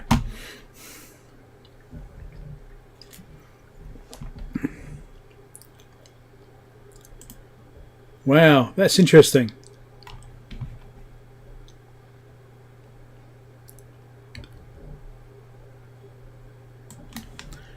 I'll show that on here. Here we go.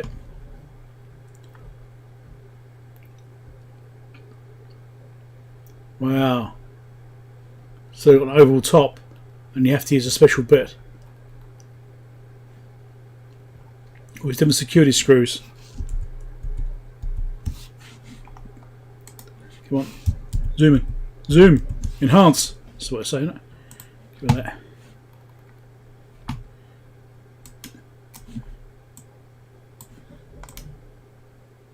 Yeah, come on. There's different ones down here, so I was trying to see. It shifted when I zoomed in. Look at all these different ones. Security bits. These ones are easy, got loads. Little 3 dots, 2 dots. Wow. I haven't seen a lot of these. I haven't seen most of these. I've seen these ones. And I've seen, obviously, this style. I've seen those as well. And obviously pentalobe stuff. Got those, yep. But yeah, there's lots of interesting ones. Wow. But oval, that's definitely strange. Haven't come across those. That would be a nightmare. If you get onto them with a pair of pliers, it might be alright, but otherwise,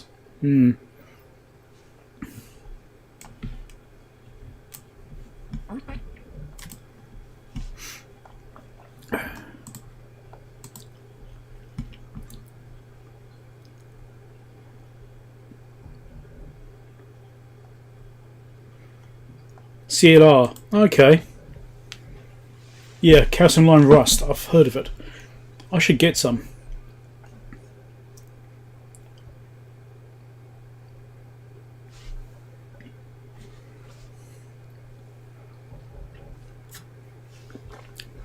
Yeah, it's got quite an assortment. It's got bits in there which I've looked at and thought, what the hell is that for? So, it could be one in there. It's possible.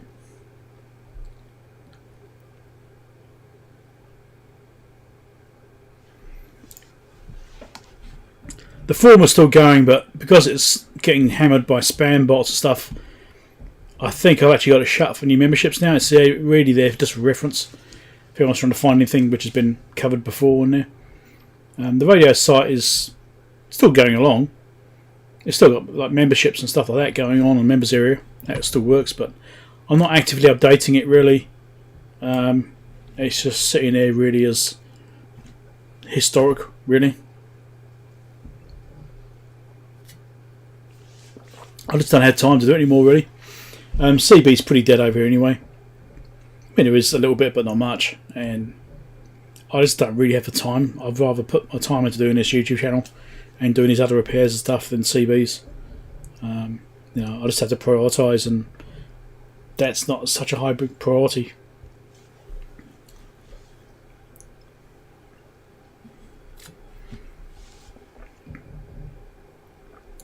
Oh, right, and Italian coffee machines, right.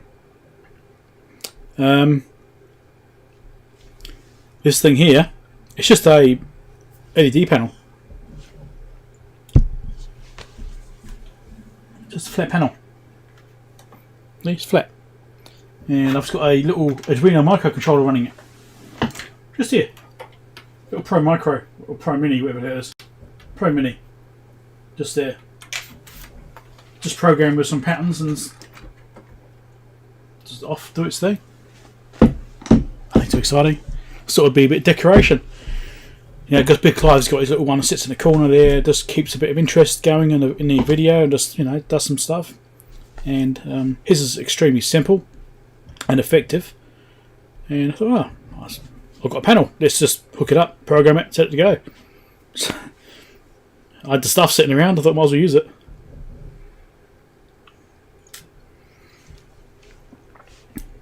Yeah, I mean the site's still going. I mean the site's still there. I'm just not updating any further. Really, I haven't put any new radio information on there for years. So I mean all the other stuff that used to be there is still there. I haven't taken anything away. The forum is still there. It's just because it's getting hammered by spam bots, and it's just too hard to keep on top of it.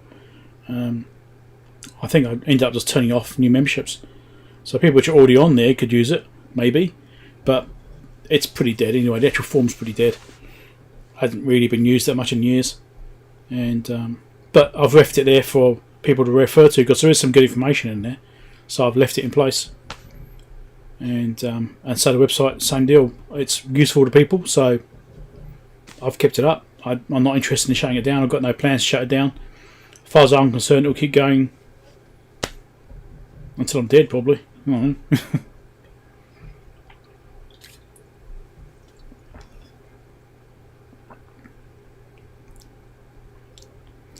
And it also makes a default focus point for the camera. it's only because it is a bit dark here, because it was still quite dark outside. It was raining and stuff, and I hadn't opened these blinds like I normally do, and my light wasn't quite in the right place, and so obviously my face was a bit dark, so I was focusing on the thing, which, yeah, anyway. Or do you mean this one here? I did a video on this. I did a video about this thing, making this. So it's just some Max panels which are stuck together. Is it 6 of them? 8 of them. 8 of them. You came in a set of 4, so I stuck 2 4s in series together. It's got a Wemos D1 Mini, or is it something like I think it's a Wemos. It's a not an ESP32, it's the 8266 module or some kind. Here's the Wemos one. And yeah, so that's using code that Brian Locke had written using the YouTube API. So I've done a video about that. I didn't 3D printed a case and stuff for it. So hey, Putch Maxi, how's it going?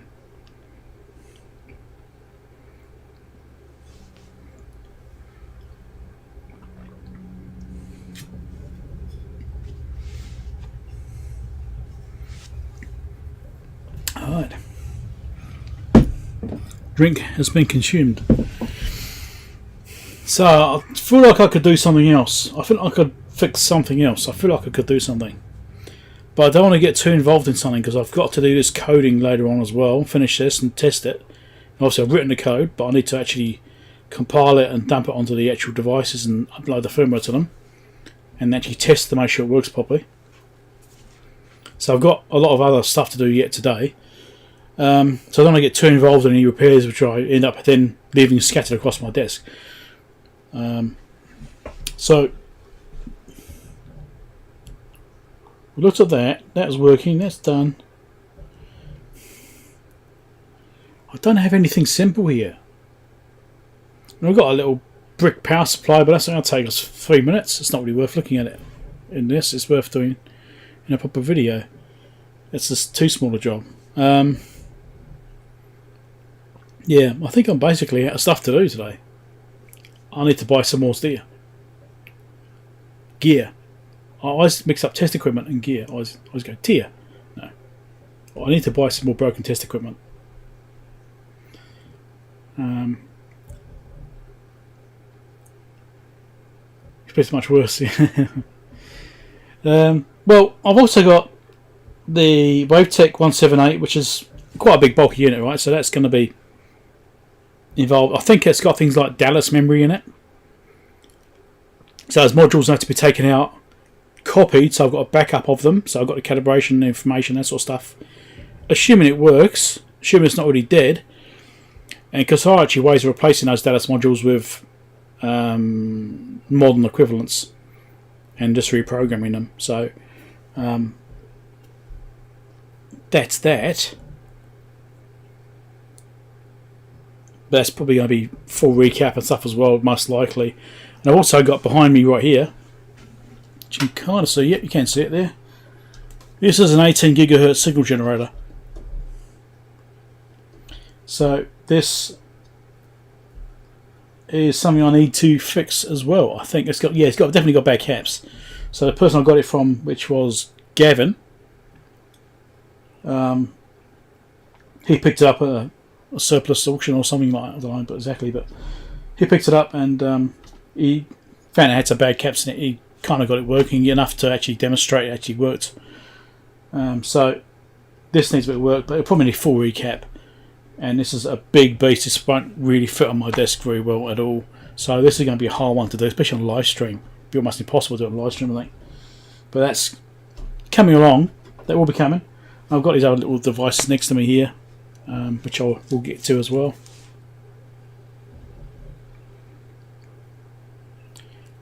I don't know what's in it. It'll be an older device. So this thing's probably from, I'm guessing it's probably from the 80s, 90s, around that region. Maybe 90s. It might be 90s. I don't know what region it actually is from, but yeah, I think it's probably 90s. So it probably, it will be old Dallas ones, and hopefully they're not dead. Yeah.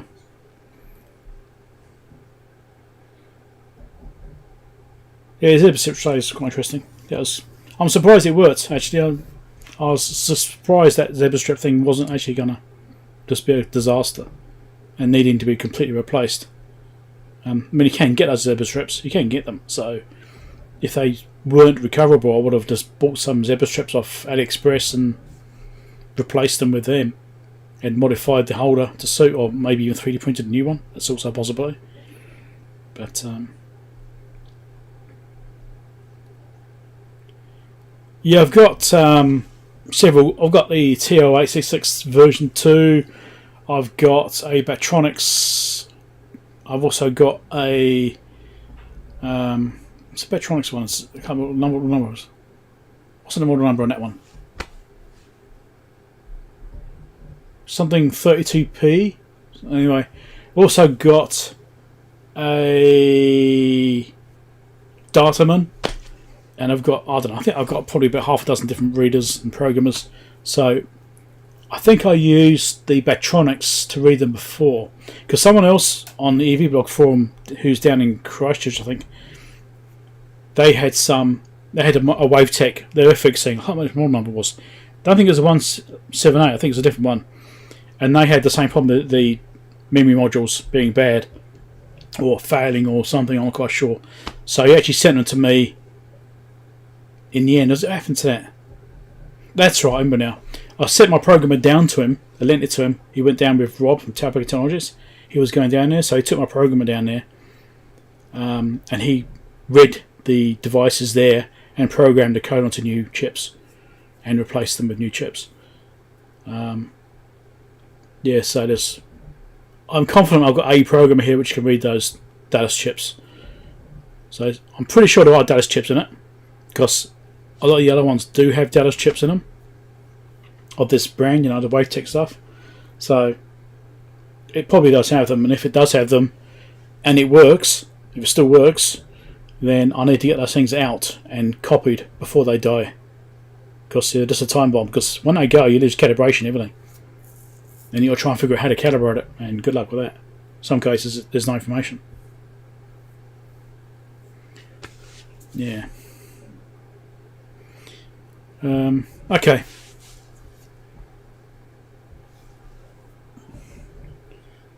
Yeah, what else have I got? I've got that's what I was going to say. I've got the Keithley 150B, which we looked at before, which needs a battery pack putting in it. I've ordered some battery packs. Now the original one here was a 9-volt NiCad. I'm going to put in a 9-volt nickel metal hydride, because they last for years, right? They're really good packs. So I'm going to put that in there, because these won't get much use. It's probably to get put on a shelf and maybe pulled out once every couple of years and used, maybe. And these sorts of things, because they are low noise devices, they do need to have battery packs available to them to do the lower signal levels. So that I'm going to put a battery pack in. I did that, the other millivolt meter, that blue one. What was that one? I forgot what it was now. That was it ran off a 9-volt battery, and it originally had 9-volt battery pack inside it, non-rechargeable. And I was just going to put a battery holder on the back of that. I'm tempted to put a proper battery pack in it and maybe make it rechargeable. Not sure yet. Also got this HP 3406A. I think that had a battery pack as well, didn't it? Did it? I don't remember. Maybe it didn't. I don't remember. I haven't looked at that one yet, have I? Have I looked at that one yet? I haven't. And I've also got the Valhalla 2703 AC voltage calibrator on the floor underneath them. They're actually stacked on top of it. And that's what I've done videos about in the past. And I had it working.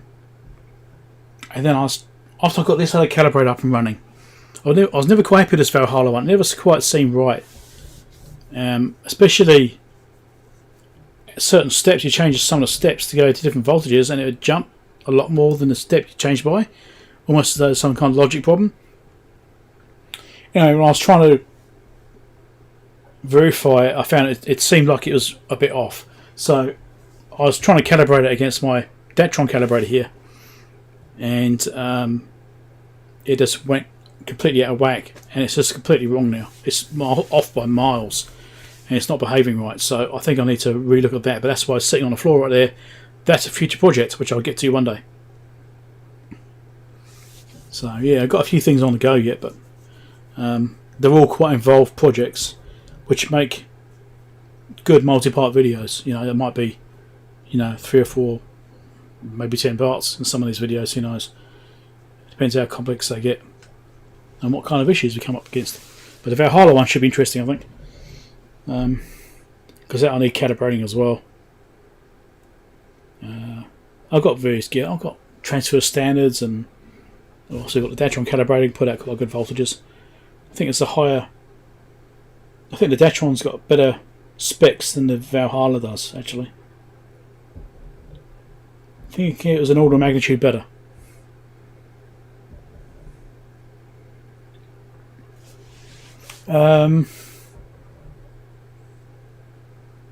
No, I don't think I was filming it. I think I was just tinkering around. I mean, I have done video on that particular unit, and I don't remember. I think maybe I did a partial calibration, because there's 2 levels of calibration. There's 2 steps of it. You've got a really basic. Yeah, there's a basic calibration. There's a more advanced calibration, which is much more detailed. There's many more steps in it, and I was trying to do that more advanced one, and that's when it went completely wrong, because I think there's something wrong with the digital circuitry there, and I just couldn't actually get it to set right. It was messing it up. I think there's a problem with the digital control, so it's not actually changing by the right amounts properly, and it's not messed it up. I'm pretty sure that's what's wrong. But I need to relook at that. I'll just put it to one side at a time for us. Yeah. Yeah, maybe. I don't know. Maybe I did a live stream. It's possible. I don't remember. It was a while ago now. It's a couple of years. A few years ago, maybe. After I got the Datron calibrator up and running. It wasn't long after that. So it's probably a couple of years. Yeah, it's probably... Yeah, probably about 2 years. Because that is about... probably a month after I got the calibrator running, and I was sure it's stable and working okay. Then I tried to do the calibration of Valhalla and realised, no, something's very wrong here. Yeah, anyway. Right, I need to go and do some other stuff. I'll look under here. I've got some other stuff I could work on. Got this thing. I keep meaning to do this. Syncor Handy 75. It's got some interesting setups in here. It's got like multi-step capacitors and stuff. I'll get to it one day. It's not a priority. Not doing it today. That's again going to be quite a long one to do. Yeah. Or spring, summer. Yeah, probably. Right, I'm going to call it a day. Thanks everyone for dropping by. Don't forget to give us a thumbs up before you leave if you found it interesting. And I'll do another live stream at some point. Maybe next weekend I might do one. We'll see how we go. So my wife's in the UK for a few weeks. Well, I've got 2 weeks, I think. So I've got another weekend or 2 free. Yeah, well, it's got switches and stuff, and it's switches in different values. So yeah, I might do another live stream next weekend. We'll see how we go. Depends how I go with this project I've got to work on, because this thing has been a nightmare getting everything updated and getting working and bug testing, and yeah. I've been working on this thing for weeks. Alright, catch you later.